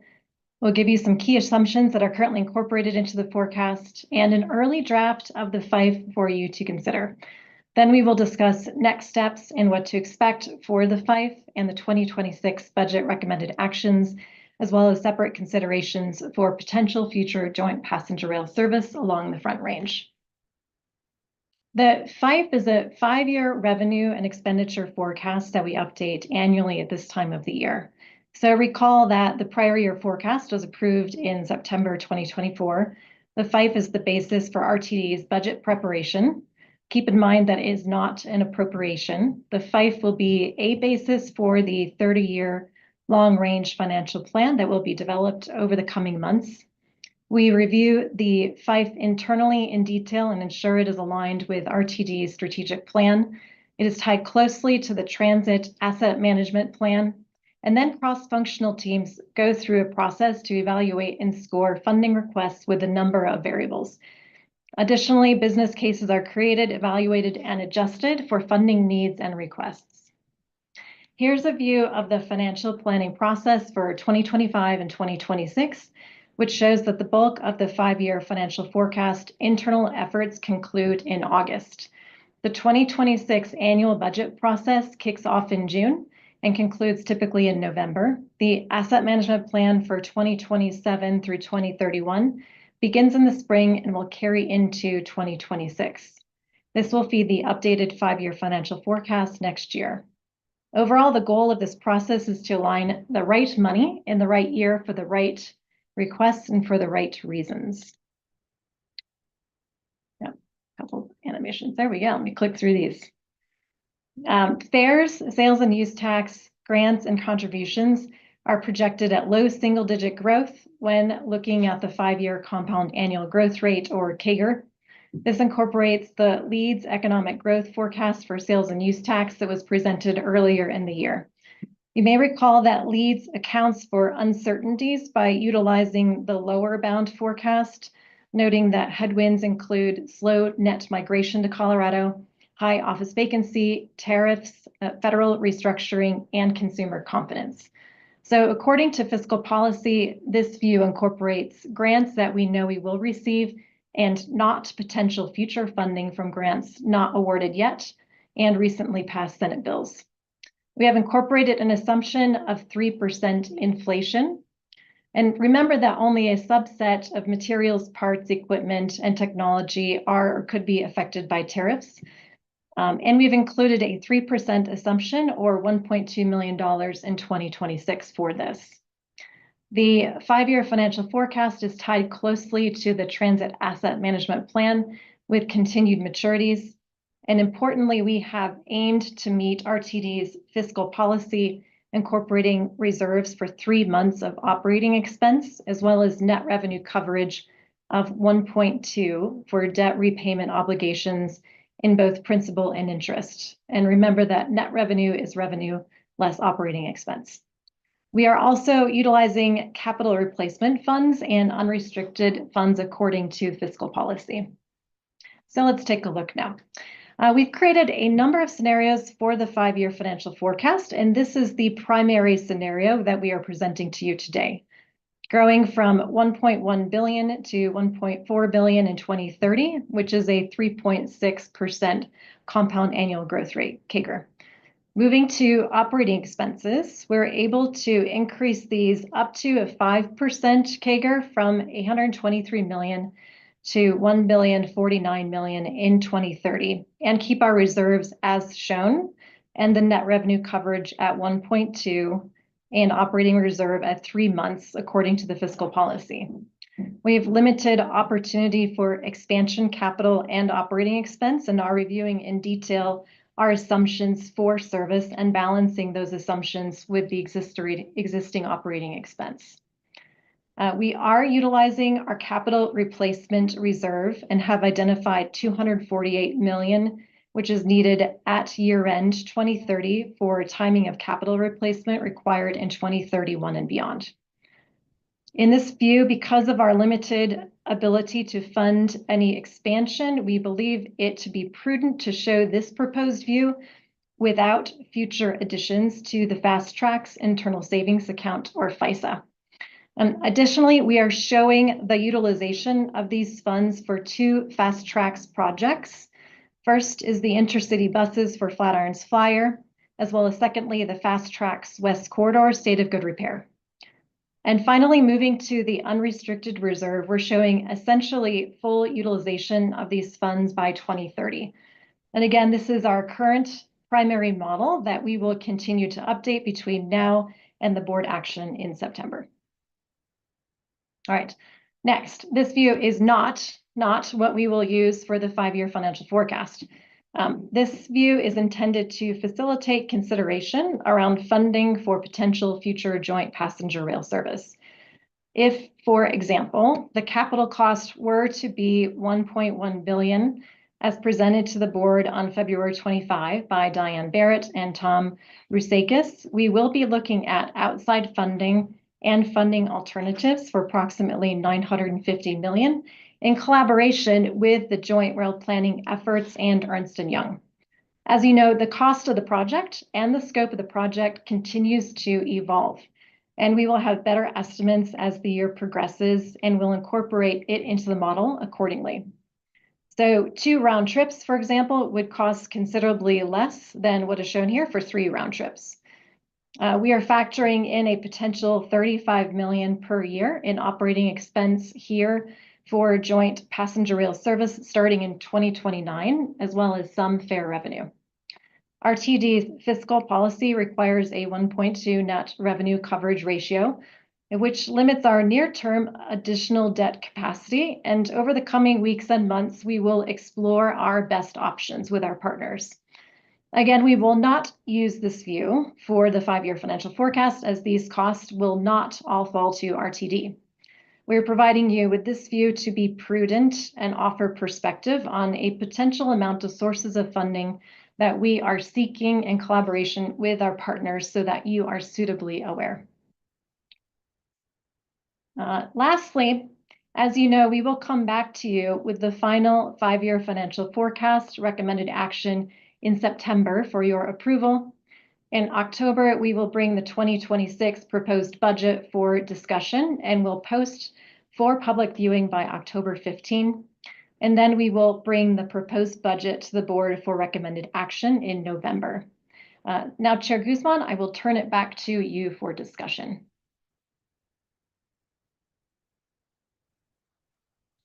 Thank you. Directors, this is your opportunity. Let's go. Director O'Keefe, your hand shot up first. You're on. I know. I feel quick and spry. I know this. I don't want to go into a conversation about peer agencies because I know it's tricky and probably inaccurate. But is that a standard coverage ratio for transit agencies, or is it is there are we using that coverage ratio in our fiscal policy from is it FTA guidance or anything like that? I'm not arguing to get, more risky. I just trying to understand what that coverage ratio number comes from. Thanks. Would you like me to take that, Chair Guzman?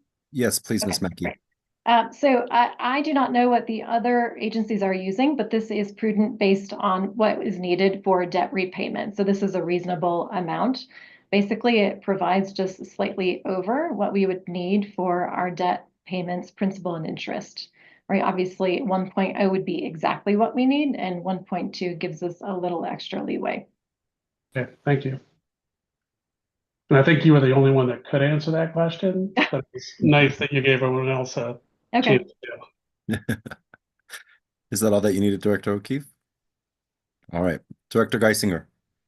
Thank you very much, Ms. Mackey. I think this is a good start. I do have a couple of concerns and questions. First of all, the choice of 1.1 billion for joint passenger rail service. It's under working draft 5-year financial forecast. I really, my feedback would be that it would be good to take this out of here completely and maybe keep it as something in mind. That number, you said it was February 25th. On March 1st, the group that we have been part of and participating with and working with filed with the legislature and the governor a document that said 3 daily round trips would cost estimated $83 million a year in the first year of operations, 32 million in O&M plus 51 million in debt service. If the state contributes 42 million annually, there's a gap of 41 million. Now, I don't know that that covers all of the capital numbers, but I guess my point is right now those numbers, are admittedly flowy, and we just signed an IGA to work with the rest of the state and the Front Range Passenger Rail and others to try to come to real numbers with BNSF. And, the 1.1 billion where it's split out, 240, then 440 and 440. I just think it's confusing. So my suggestion would be that those numbers, clearly those numbers aren't going to be real numbers because if nothing else, they include the capital project going from Longmont to Fort Collins, which we can't spend money on. So I guess my suggestion, and Ms. Johnson is working a lot with the state. I feel like we're being partners with them. I find this is kind of takes us a place we don't need to go. So that would be my suggestion.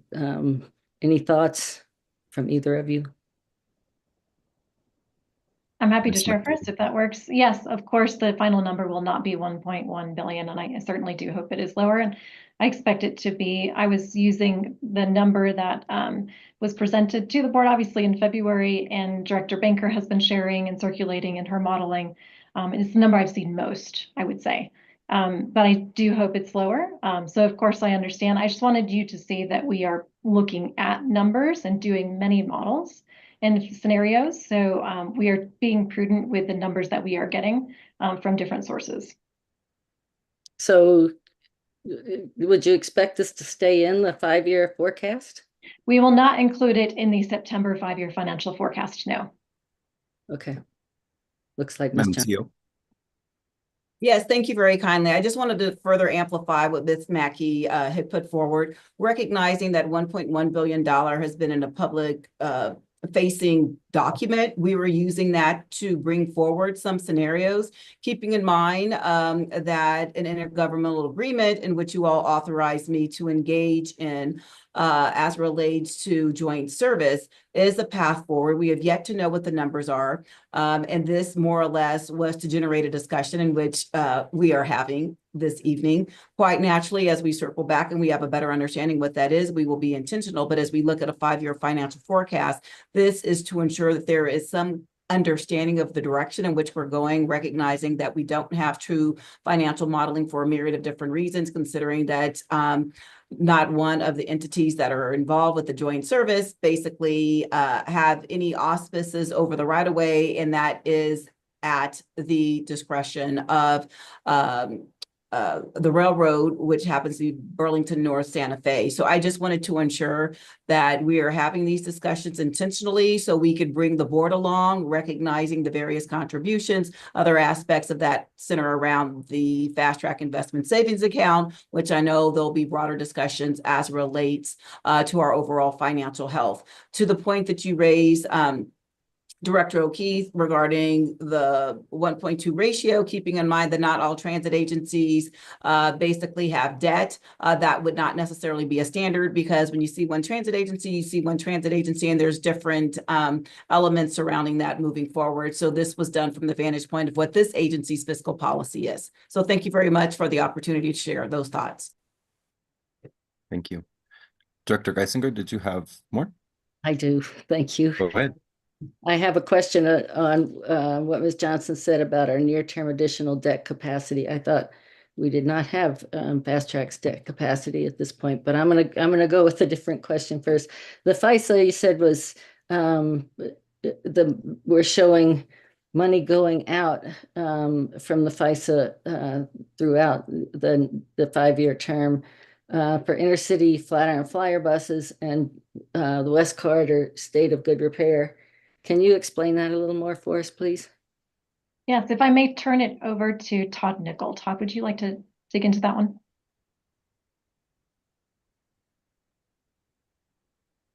Sure, Todd Nickel, Senior Manager of Budget. The thinking along that line was that these are projects or services that were funded originally by Fast Tracks, so it would be appropriate to draw against the FISA to fund those vehicles and those repair projects on the West Corridor rail line.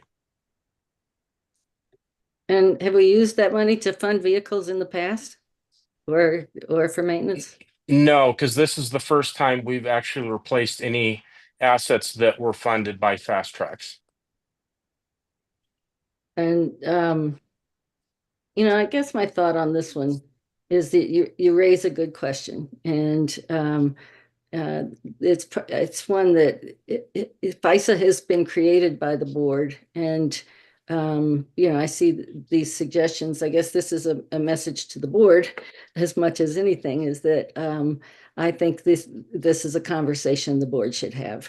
You know, whether these costs should be coming out of FISA. I think our fiscal policy talks about additional service or something along those lines. I'd have to go back to look at it, but that would be my thought on the FISA. Again, you know, I feel like we're being good partners with the state and in looking at the Northwest Corridor and the North Line.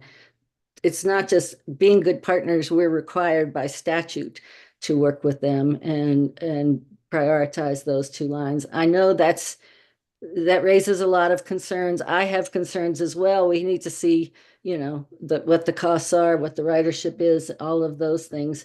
But you know, while we're doing that, I think we need to consider whether we're meeting our statutory obligations and being good partners if we're taking the money out of the FISA in this way. So, conversation potentially to be had. You said you had a question about additional debt capacity. Did you want to ask that now? Sure. I didn't want to run over my number of questions, but okay, that was for recommended action, which is the work we have to get done, and this is discussion. So I think we can be a little more liberal here, but I'd still like to try and wrap it up, you know, so go for it. Continue to have debt capacity in Fast Tracks? I'm happy to take that. It is very... I'm sorry, go ahead. It's very limited. Very, very small amount, nothing meaningful that we could do anything meaningful with. Would you like to add anything, CEO Johnson? Thank you very much, CFO Mackey. So recognizing the question that was posed, Director Geisinger, CFO Mackey talked about that amount. It's in and around $3 million, which would not put us in a place where we could do a lot with moving forward. So while there's been questions about whether or not if there's capacity, 3 million may be a lot to me in my personal life, but as a transit executive, that more or less is not anything that we could do any tangible work with moving forward. So we may look at that fiscal policy about 1.2 net revenue coverage. Again, it's something maybe the board needs to look at. Am I right in that? Are you asking that of me? Potentially, it's up to the board as you all set that policy with recommendations from our subject matter experts that we have here, such as our CFO. But that would be up to this board's consideration with strong recommendations from staff. Thank you. Thank you. That's it for thanks. Thank you. Director Banker, Vice Chair Banker, you are next. Okay, thank you. First of all, I do concur with what Director Geisinger was saying. I think we need to talk about what kinds of expenditures are coming out of FISA, and we need to have a discussion as to how money can go back into FISA. And maybe we could dig into that sometime in September. With regard to your joint rail scenario, the 1.2 billion. Since there's no revenue matched in there, but there's an assumption on the expenditures, I'm starting to think as we get closer, you don't have to do this now, but as the board gets closer to a decision, I think what might be good, and think about it, CFO Mackey, is that maybe we need a multi-year revenue plan, because clearly, we'd be doing COPs. I don't know if it would all be done in one large chunk going to the bond market, or if it would be done in smaller pieces, and then adding in revenue coming in from the state grants. It just seems there's a lot of moving pieces, and it's not all going to happen in one fiscal year. So I'm thinking if you could, at some point, put together, a 5-year, shall we say, forecast, if the board says yes to going forward with Northwest Rail, something so we know what expenditures would hit and what revenue will come in per fiscal year. The other thing that I'd like to ask you questions about is your revenue assumptions on your 5-year plan. So you've got a 2% increase on fare revenue and a minus, let's say, 13% on investment income. Could you speak to those two and how you came up with those kinds of assumptions? Yeah, if I may actually turn it to Todd. Todd, would you like to take that question? Sure. So the fair revenue, we just assumed a slight increase each year. It wasn't based on any hard forecasts we've done. We have had further discussions, so I think we can fine tune that, but it's such a small portion of our revenue that I think it would have very little effect on the overall financial plan. But we have been doing some talking about forecasting that a little bit better. In terms of the investment income, that was at this stage, since it's a draft, it was really kind of, we're using our reserves as we go, so we'll have less funds to invest. Brenda Morgan, our Senior Manager of Debt and Investments, did look at that just a few days ago, I think late last week, and gave me some updated interest income numbers that he believes, based on those reserves that we are showing in this draft, that would what we'd be able to generate. So we'll be updating that. It's a little bit higher, but again, I don't think it's enough to make a huge impact on our overall financial situation.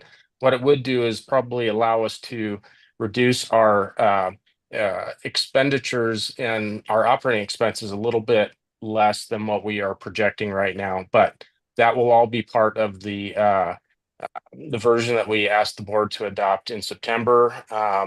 As CFO Mackey said, this is an early draft, so we have a lot of work yet to be done. And we will be fine-tuning those things and then sharing those updated figures with the board in September. Okay, well, a couple of comments real quick. I'm hoping on the fair revenue, and I know this is going to be probably more of a board decision. I'm hoping we're going to be a little bit more aggressive in raising our ridership numbers. So if our ridership numbers are going to be going up, I would certainly hope our fair revenue would go up. Plus, we need to start thinking about marketing eco-passes again. With regard to the investment income, I realize that when we say, for example, the 125 million that we might be appropriating in 2 weeks, we're not going to be spending the 125 million, day one. It's going to be sitting in an investment fund until we need the money and it's drawn down. So I'm just assuming that we have a lot of capital projects out there that are in the same situation, where we appropriate a lump sum in 1 year, and then it's going to be sitting in hopefully in an investment fund, drawing some additional revenue while we're waiting to make that purchase year by year. So I'm hoping that our investment income will go up. And even though you may be saying, or folks may be saying, that these are small dollar amounts, I guess I don't have that viewpoint. If we can take in another 5 million here, 7 million there, 2 million here, let's do it. And you add that all together and you might be able to build a rail station. So I hope that we go after every dollar that's possible to be out there, and add it to our needs, because we certainly will find ways to spend it. So, but thank you. By the way, this is a great starter. I love looking at these revenue estimates. And by the way, Kelly, I did sign up for Jamie Dimon's talk tomorrow, so we'll see what he has to say. So thanks. Director Nicholson, you are next. Thank you, Chair Guzman. So this is phenomenally interesting stuff. I know one of the things that's come up repeatedly over the last few months in conversations is the concerns over long-term, as into the 2030s, fiscal health. I also have heard a number of times, and you can correct me if I'm wrong, that right now we are spending more on fast tracks than the fast tracks revenue brings in. So we're essentially funding fast tracks with the original bond money. And so my question is, just operating under what we'll call the no train version of the 5-year financial forecast, will we in 2030 be in a point where we will be able to run our regular service the way that we have planned to, the way that we are today, run fast tracks, and pay for the depreciation, the long-term maintenance costs that we expect to need to? Will we be in a structural deficit by 2030 according to this financial forecast? I'll add some comments, and then CEO Johnson or Mr. Nickel, if you would like to add, please go ahead. I would say getting there in 2030 is not easy, for sure. We do have to make some difficult decisions that we're balancing through. There's a number of requests that have come in, obviously, for expansion needs that we currently are not able to fund. So to a limited extent, I would say probably yes, based on what I have seen. Mr. Nickel, would you like to add anything? No. Okay. If I may? Is Ms. Johnson. Yes, so keeping in mind the whole premise behind the organization is to deliver mass transit services, so we have to be prudent. We do have a fiduciary responsibility to ensure that our fiscal health is in a state of good health as we move forward. And quite naturally, when we look at our 5-year financial forecast, that takes us out to 2030. But then beyond that, as we look at asset renewal, fleet replacement, as we heard in a previous item, as we look at the potential of new facilities, quite naturally, because we have to have facilities before we can support newer technologies with our rolling stock, that is incredibly important. And with anything that we do from an expansion vantage point, as our chair can attest, when I am engaging with our partners with joint service, I constantly bring up the investment in the state of good repair, because oftentimes when we're talking about capital investments, that may not rise to the level where there are discussions, because day-to-day maintenance is different from the asset renewal to ensure the investment in that long-range asset as we move forward. So there is a lot of unknown variables. I commend our finance staff for being prudent as we move forward. As all of you know, we have great credit ratings. We do not want to jeopardize that as we move forward, because all of us collectively have that fiduciary responsibility, and that's going to be first and foremost as we proceed from a staff perspective. And I would be certain that the board would support us in that effort, because recognizing we don't know what tomorrow brings or the tomorrows to come, we want to ensure that we're not in a precarious position where we are making adjustments relative to any reduction in force or anything else relative to our core business. So thank you very much for the opportunity to add my comments. Director Nicholson. Thank you.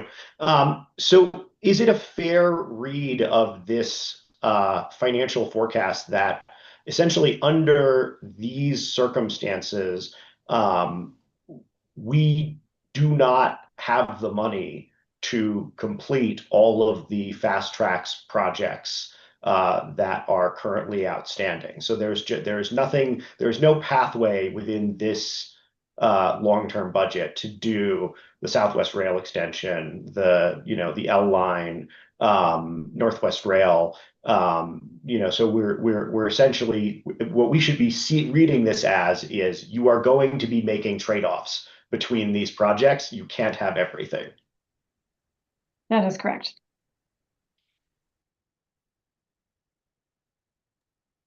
Thank you. Director Ruscia. Thank you, sir. I was waiting for this one all night.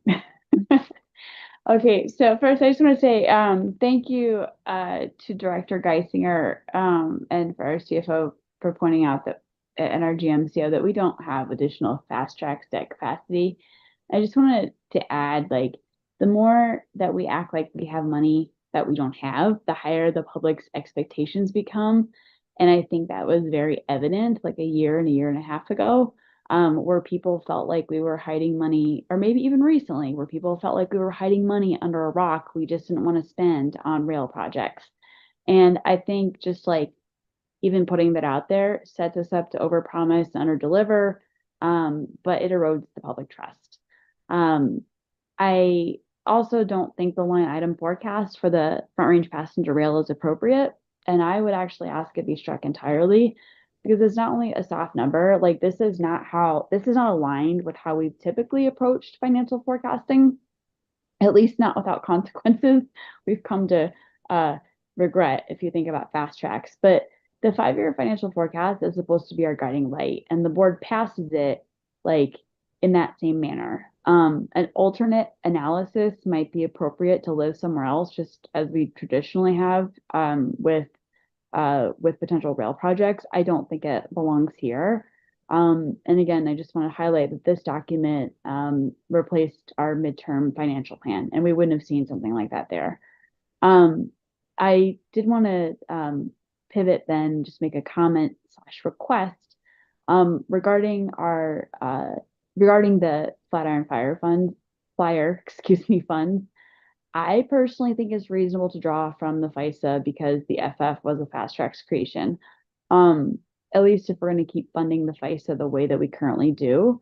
But what I'd personally I would like for us to stop diverting bus and paratransit funds into the FISA and put that back where it belongs, which is the base. And that kind of leads me to my final point, which is a request. Like, I think we need to take a comprehensive look at the FISA, like how it's funded, how it's used. It's not a sacred cow. It's up for discussion. And if I look back to board records, I don't think we've had a meaningful, comprehensive conversation about the future of the FISA and its relation to fast tracks in at least 4 years. It predates me. I think it was 2019, maybe 2020. And I think that's a disservice. It's a disservice to us as a board, as the board community, and to our constituents.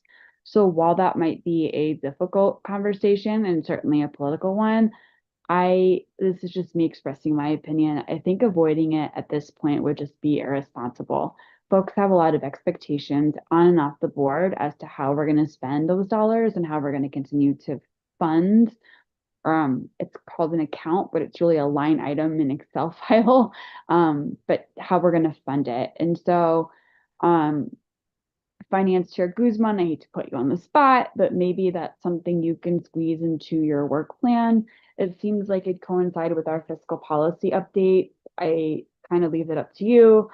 My general preference is that we have a special board retreat because I think this is a whole board manner, but I have less pull in that area. So I'm going to red rover that one over to you, friend, and hope you can work some magic in your calendar. It's something several of us have raised over the last couple of years, and I think this committee is more than appropriate to take it up.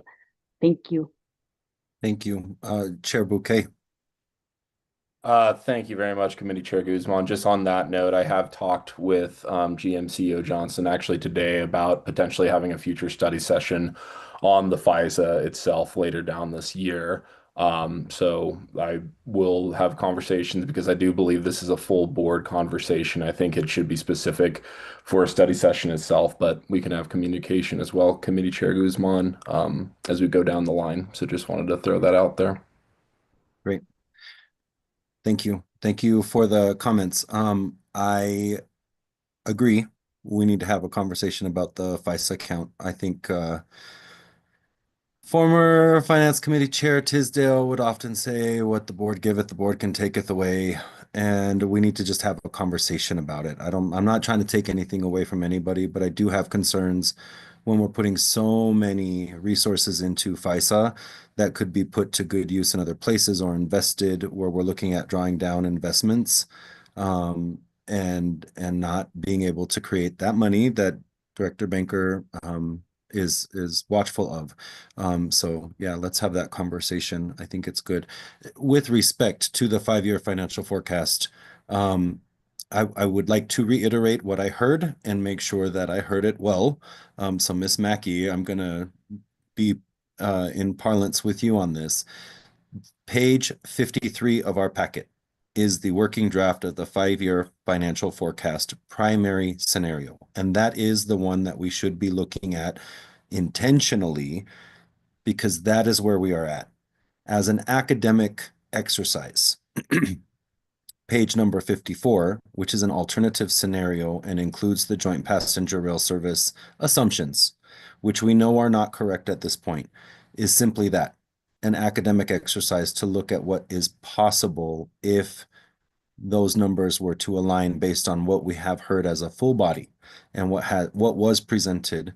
But that is not the working draft that will be coming back to this committee or to the board in September. And so I would just redirect everybody's attention to packet page 53, which is the primary scenario, and that's the one we want to focus on. I am still greatly concerned about 2030. Eric, why can't I think of his last name? Somebody help me out here. Eric Davidson. Eric Davidson, thank you. He was always discussing this matter for 2030, and he knew it better than anybody I know. Maybe with the exception of our CFOs, where we would end up at by 2030. And so I think it's something that we really do need to consider in terms of how we are planning things out. And while we are planning, I think Director Nicholson brought up a good point, something that's going on at the state level, something that's going on everywhere. What we say yes to on one matter means we say no on something else. And so if we say yes and we build a train and we do all the shiny new projects, what are we saying no to? And we have fought really, really hard under the tenure of our general manager or CEO to not be the agency of no and to try and make everything work. And so in the wash, how do we protect the agency and continue to serve the customers? If the focus is on increasing service, if the focus is not cutting back, we worked really hard to reduce our fares, not having to increase those numbers and make it accessible to everybody. There's a lot of tactics and work that have gone into this from previous boards through my time on the board, and that will hopefully continue past my time on the board. But it is something that we need to be considerate of, looking even just 5 years into the future where we will end up. With that, I'll end my comments. Thank you for the presentation, Ms. Mackey. I do appreciate having some idea of what we are looking at. And with respect to one comment that GM CEO Johnson said, I am going to continue to harp loudly about state of good repair and asset management, no matter what we do. Because if we are going to fund anything by participation of an IGA or anything that we're doing on our own, if we can't take care of it, why are we even considering building it in the first place? If it's done well, it should be easy to take care of, but I can't imagine authorizing any expenditure if we don't have a way to take care of it after we've built it or created it. With that, Director O'Keefe, you have your hand up and I will turn to you.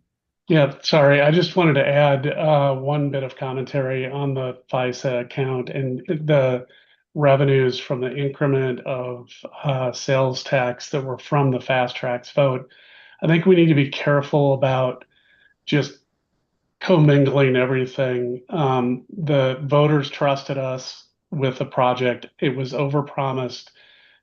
They're underfunded. There's no question about that. But going forward, there may be votes where we ask the public for their trust again with additional revenue.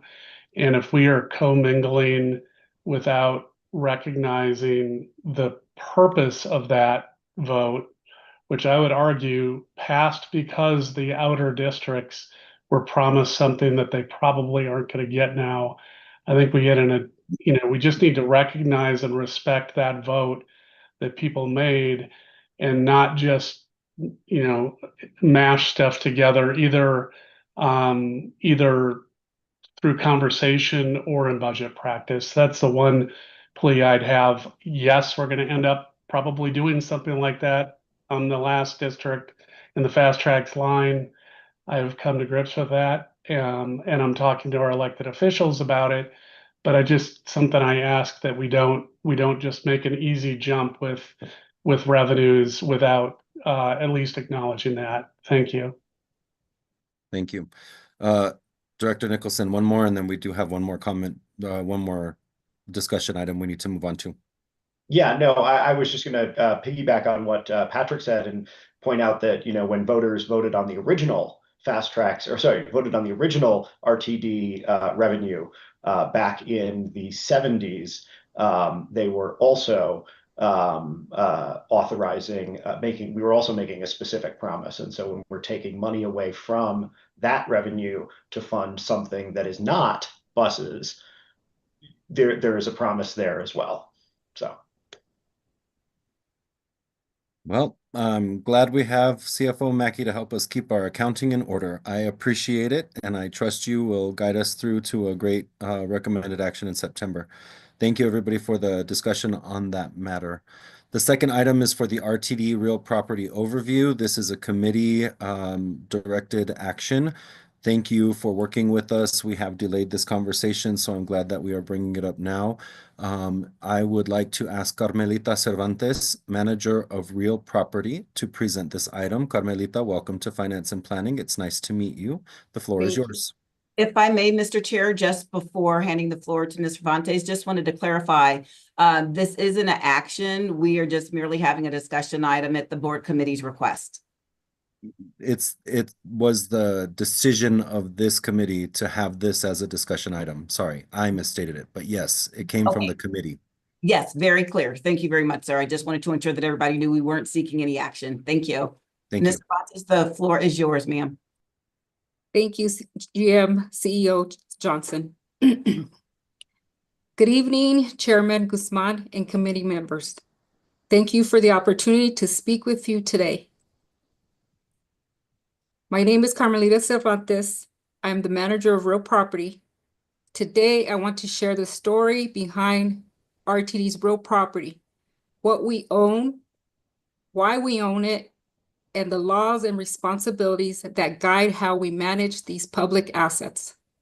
At RTD, making lives better through connection is more than just a tagline.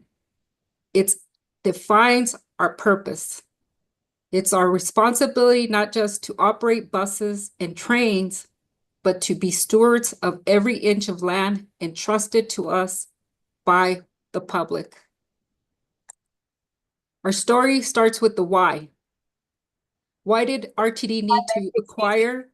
We don't see your presentation. Oh, sorry. Let me go back.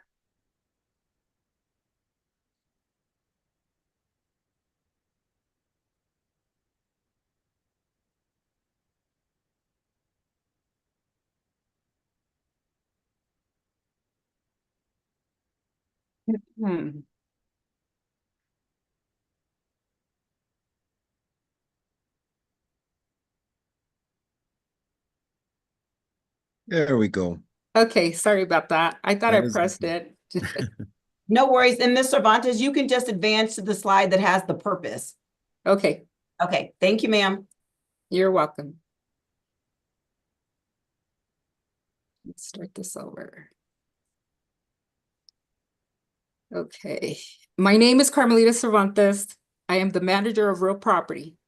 Today, I want to share the story behind RTD's real property, what we own, why we own it, and the laws and responsibilities that guide how we manage these public assets. At RTD, making lives better through connections is more than just a tagline. It defines our purpose.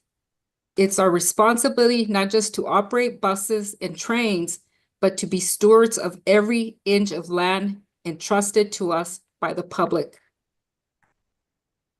Our story starts with the why. Why did RTD need to acquire property in the first place? Our service area covers 2,345 square miles, crossing 40 municipalities and 6 counties. To deliver transit at this scale, RTD needed land to build the infrastructure that makes mobility possible. This includes rail corridors like the End Line, park and rides and transfer centers that help connect neighborhoods to regional services, maintenance facilities that keep our buses and trains operating, utility corridors, sidewalks, drainage infrastructures, what I call the invisible systems that support our network behind the scenes. Take, for example, the sidewalks and the bike lanes around stations like Central Park or Peoria. These connections make it easier for people to get to transit and for transit to come connect them to opportunity. But acquiring land comes with certain serious responsibilities. At the state level, RTD operates under the RTD Act, Colorado Revised Statute, Title 32, Article 9, which grants us the authority to build and operate transit system, and when necessary, to use eminent domain for public use. Additionally, Board Resolution 15, Series of 2015, requires any sale, transfer, or long-term lease of real property no longer needed for transit purposes must come before this board for approval. This ensures transparency and maintains oversight of the public assets. At the federal level, FTA Circular 5010.1D establishes strict processes for disposing of federally funded properties. We must identify surplus properties, conduct appraisals, obtain FTA concurs before any sale, follow competitive market requirements, reimburse the federal share at fair market value. We also follow the Uniform Relocation Act, which guarantees fairness and dignity when individuals or businesses are displaced due to property acquisitions. For example, in Commerce City, we partnered with the local government to assist businesses that needed to relocate because of an acquisition. The next two slides list common definitions which you can reference on pages 64 and 65 of your board packet. Understanding our property starts with knowing the different types of parcels we manage. To bring this to light, I will help you imagine a typical rider's journey. They start at a park and ride, perhaps in Westminster, an essential connection point between home and transit. From there, they board a station equipped with platforms, lighting, signage, and accessibility features. Their train moves along the right-of-way, land that is essential for rail service, but largely invisible to the public. Along the route, they pass a facility where operators begin their shifts and vehicles are serviced. And scattered throughout are the vacant or miscellaneous parcels, smaller or uniquely shaped properties that will require careful management. Each property, whether prominent or hidden, plays a role in how we move people across the region. Out of the 900 parcels RTD owns, 59 are currently classified as vacant, But vacant doesn't mean useless. It means we must carefully assess the potential for each parcel. We evaluate each property to determine whether it might serve future transit needs, support community uses, or be suitable for development. On pages 71 through 104 of your board packet, you can find details on the list of properties and maps to reference for future content. With that said, there are limitations. Some parcels are too small or oddly shaped. Others lack critical infrastructure like sewer or electrical. Some have environmental concerns, such as needing soil remediation, and zoning restrictions or community pushback can further complicate potential reuse. For example, a triangular parcel in Commerce City is landlocked between a rail corridor and a drainage canal, not ideal for transit or development. In each case, we must ask, does this asset help us move people better, now or in the future? Are you honoring our responsibility as stewards of the public trust? Our disposition strategy includes options like competitive sales, direct sales to an adjacent owner, community use transfers, or temporary leases. Every decision is made in compliance with both FTA requirements and RTD policy. Federal requirements add another layer of stewardship. About 60% of our real estate was purchased with federal funds, meaning we are obligated to maintain continuing control for transit purposes. If we determine a property is no longer needed, we must follow FTA's disposition process and potentially return a portion of those federal funds. This ensures our compliance in not just operational, but also financially, protecting public investment. Beyond ownership and compliance, we actively collaborate with the community. Our coordination takes the form of use permits, rights of entry, licenses, strategic partnerships. We worked with CDOT on projects like State Highway 119 BRT, with with educational institutions like the University of Colorado at Anschutz, and with public safety agencies to ensure access during expansion. One meaningful example is in Commerce City, where RTD partnered with a nonprofit to set up a food bank on park and ride property, helping hundreds of families in a food desert, with encouragement to take RTD Transit to the site. In closing, RTD's real property story is about much more than land. It's about service, it's about connection, and it's about accountability. Our decisions are guided by two commitments. We must always focus on moving people better, and we must always act as responsible stewards of public assets. Thank you for your time. I welcome any questions from the committee, with Joyce-Na here to assist in the discussion. Thank you. All right, thank you so much. If you wouldn't mind pulling down the presentation, we will continue with questions from directors. Thank you so much. Directors, do you have any questions or comments on this matter?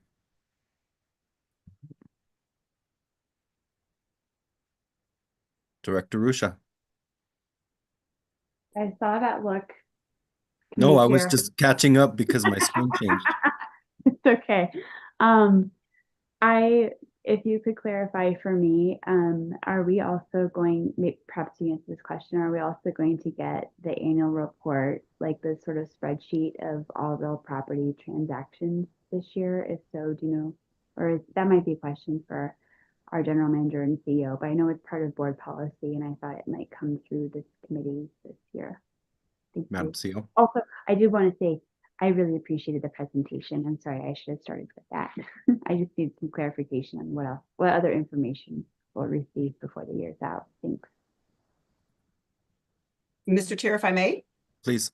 So thank you very kindly for the question relative to the board authorization relative to the report. Keeping in mind what Mr. Fontes presented, RTD hasn't had any disposition relative to a report for all intents and purposes as I researched this with the team. Traditionally, we have brought forward when we have done something with the property, recognizing we're no longer in the fast tracks build out mode.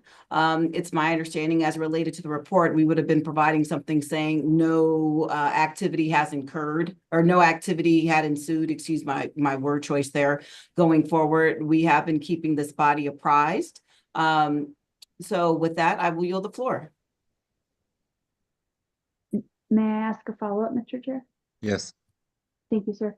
And thank you, Madam CEO Johnson, for that. I could be mistaken. I had thought, based on old documents, that would also include rental space, or any space that we're renting or leasing that we own.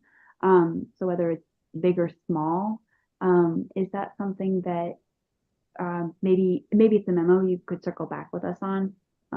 I could be wrong and just need to be brought up to speed. Yes. Oh, I'm sorry. I apologize. Please go ahead. Yes. So basically, relative to the resolution language for reference, it states the general manager and CEO shall provide an annual report to the board summarizing all permanent property interests granted to third parties during the prior year, including location of the property, type of interest granted, and value received. There's no permanent property interest dispositions to report. Does that satisfy your question, Director Rusha? I think it does. I think there are two separate resolutions on this topic, so I'll just follow up with our general manager after I take a look. But thank you for granting me the space and time, and thank you, Ms. Johnson. Thank you very much, Director Rusha. I know you and I have a one-on-one scheduled on Monday, so happy to engage on that topic if it works for you. Yes, thank you. Perfect. Thank you very much. Director Nicholson? Thank you, Mr. Chair. Excuse me. So this was fascinating to me. It's something I've wondered about for, and I apologize, my camera was off. I've wondered about for a couple months now, which is just an understanding of where our parcels are and everything, and what we're not using them for. One of them that has been vacant for a few years now is what is affectionately known as the Wu-Tang commemorative gravel pit next to the Civic Center station that will hopefully be becoming pickleball courts in the mid to near future. The reason I say all of that is when we think about these sorts of projects, to what degree are uses similar to that? We've talked a lot about housing. We passed our TOD policy.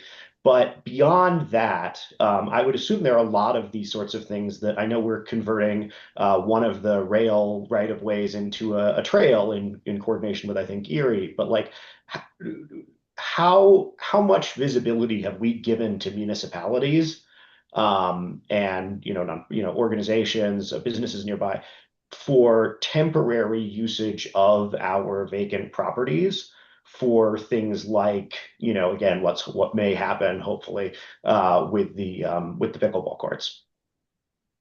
Madam CEO. Yes, thank you very much. And I appreciate the question, Secretary Nicholson. If anything, I believe our engagement, at least I could speak during the course of my tenure quite naturally, with the engagement we have, for instance, with the city and county of Denver or the trail in Erie, those came about as we work in tandem with municipal staff, recognizing that there's a potential to bridge the gap in reference to various recreational activities. So keeping in mind when we look at survey results, when RTD used to be classified as the agency of no, we're now focusing on the agency of let's see what we can do. So for all intents and purposes, we engage in those discussions during recurring meetings that we have at staff. I know I've been engaged this came to fruition with the former deputy chief of staff. And the previous mayoral administration took some time to get there as we were looking to do something, and the city really took the lead on this, recognizing some other aspects. But I would say that we engage on this front through staff engagements. When I say that, I mean recurring meetings and meetings that I partake in, whereby we are thinking outside of the box about what we can do. Yes, go ahead, Director Nicholson. Thank you. And so are there any other parcels that have been identified in conversations with cities, counties, et cetera, as a good potential for these types of developments? Are there any that we've identified internally as like, hey, maybe we should talk to Adams County about this kind of thing? This is a parcel that we're not using. I know we've got some land in downtown Jeffco that could be used for a station in 20 years that is sitting empty right now. So just curious if there's anything else that has been looked at. Mr. Chair, if I may. Go ahead. I would like to circle back on that because we have a myriad of different staff that engage at different levels throughout the organization. And in the interest of full transparency, those things are brought to my attention when staff has done their due diligence and it's percolated up. And so I would hate to say that, no, we have not engaged without having had the opportunity to engage with those perhaps in service development or long-range planning or with our communications engagement staff. So happy to circle back with some formal correspondence to the full body as it relates to that. You could give us a couple of weeks in which to do so. Be more than happy to lean into that. Thank you. You're welcome. Director Catlin. Can you hear me? I apologize. I'm You're great. connecting via my phone hotspot, so we have no internet here. Director Nicholson, I know that in my area, we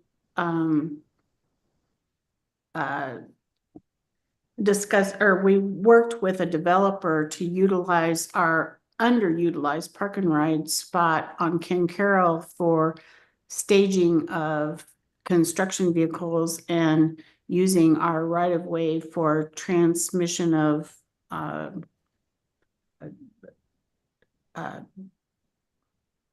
soil and everything else that was being transmitted for a development.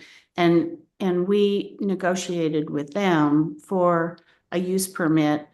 And at one time there was thought that the library would want to try and use some of that park and ride for their purposes for a new facility. That fell through because they selected another site. But I know that those underutilized park and ride facilities have been thought of for other uses and negotiated as such. So I just wanted to say that it's been my experience that we've had some successful negotiations for the use of those properties. Thank you. Awesome. Thank you. Just to point out as well, in the last couple of years that I've been on the board, we have worked with the city and county of Denver to long-term lease out the property that the Hattie McDaniel will be built and constructed on as part of our ETOD policy. We just went through the Central Park matter, but I also seem to recall, and I don't know, Ms. Johnson, maybe you can help me out here, the Civic Center Station area we lease. We do not own outright. Is that correct? That's owned by another entity, but we have an agreement with them to do that property. So even with the pickleball courts that are being put on that drainage property, that's not a disposition of real estate that came from RTD. That was an agreement maybe through our lease, but we don't own that property. And so we need to be careful when we speak about projects like that, because that is not an RTD matter. I believe that is correct, but I could be wrong, and I'm getting a head nod. So I just want to make sure that we're talking about the same thing. The committee did ask for a real estate. Ms. Cervantes, thank you for the presentation. I really do appreciate it. Something that I brought up for consideration earlier was that it would be really nice, and I think maybe if it's possible, and I know that this has been a lot of work, was to see it on a map. It's really hard in that 2,374 square foot area, the whole area, to figure out where some of these parcels are. And I know that's maybe reaching for the stars in some ways. It's not something that needs to happen immediately, but it would certainly be helpful to look and see where we have some of those additional real estate that is unused, the real property parcels that are unused, or where they're referred to on here, because the grid is awesome and it's good to see what we have, but I have no idea how to make that real in my head. And so that could be helpful going forward. Madam CEO. Yes, thank you very much, Committee Chair Guzman, and appreciate that. And as I shared with you when we had our pre-brief, I would work with staff, keeping in mind 2,345 square miles, very, very difficult as we look at GIS and mapping for this body perhaps to dig in and understand. And I don't mean that in a negative way as if you guys can't comprehend, but I'm saying it's so expansive because we have such a large service area. Perhaps we can explore a way in which we could set up, and I can talk offline about this with you, but perhaps individuals could come in and we can orient you all and do that in such a way whereby we can showcase that, because it's just challenging with the size of this district. So I just wanted to manage expectations and considering the discussion that we had in the near term, staff oriented by corridors relative to the developments that have incurred, especially as we think about the acquisitions that we have done utilizing federal dollars. So that's something we could work out, but it would be an extensive amount of work, I found out. So thank you. Okay. Well, I think anything would help, but I appreciate it. Let's work on it together and see what we can do. It might just be helpful. Director Nicholson, your hand is up again. Thank you. Yes. I actually just wanted you brought up a really good point, Chair Guzman, which is how do we account for, because my understanding is with the Civic Center property is that it's a long-term lease. We've had it for years and we're going to have it for years again. And part of the lease is for the entire property, including the Civic Center station. How do we account for those types of long-term ground leases compared to real property? Because it's like if we have a 99-year lease on something, and it's sitting there vacant, we should probably be asking the same sorts of questions about its usage as we would if we owned it. You know what I mean? And we may want to sublease it. But so how is that accounted for differently than the conversation that we had today? Are there a bunch of vacant leased properties that we have for the next 50 years or whatever? That may be an entirely separate conversation, not germane to this discussion item. So I'm going to take that one off and I will follow up with you with the general manager if that's okay. But it's a good question. All right. Are there any other questions or comments on this matter? I'm seeing the head nods. Perfect. All right. Thank you so much for the participation. Ms. Cervantes, again, thank you for your presentation to the board. I appreciate you being here and staying late with us tonight. Thank you. And we will welcome you back any old time. You just come on and say hello. Okay. Let's move on to other matters. Do any directors have other matters to discuss at this time? I don't see any hands raised. I am going to bring up one other matter for the members of the executive committee that are also on this one.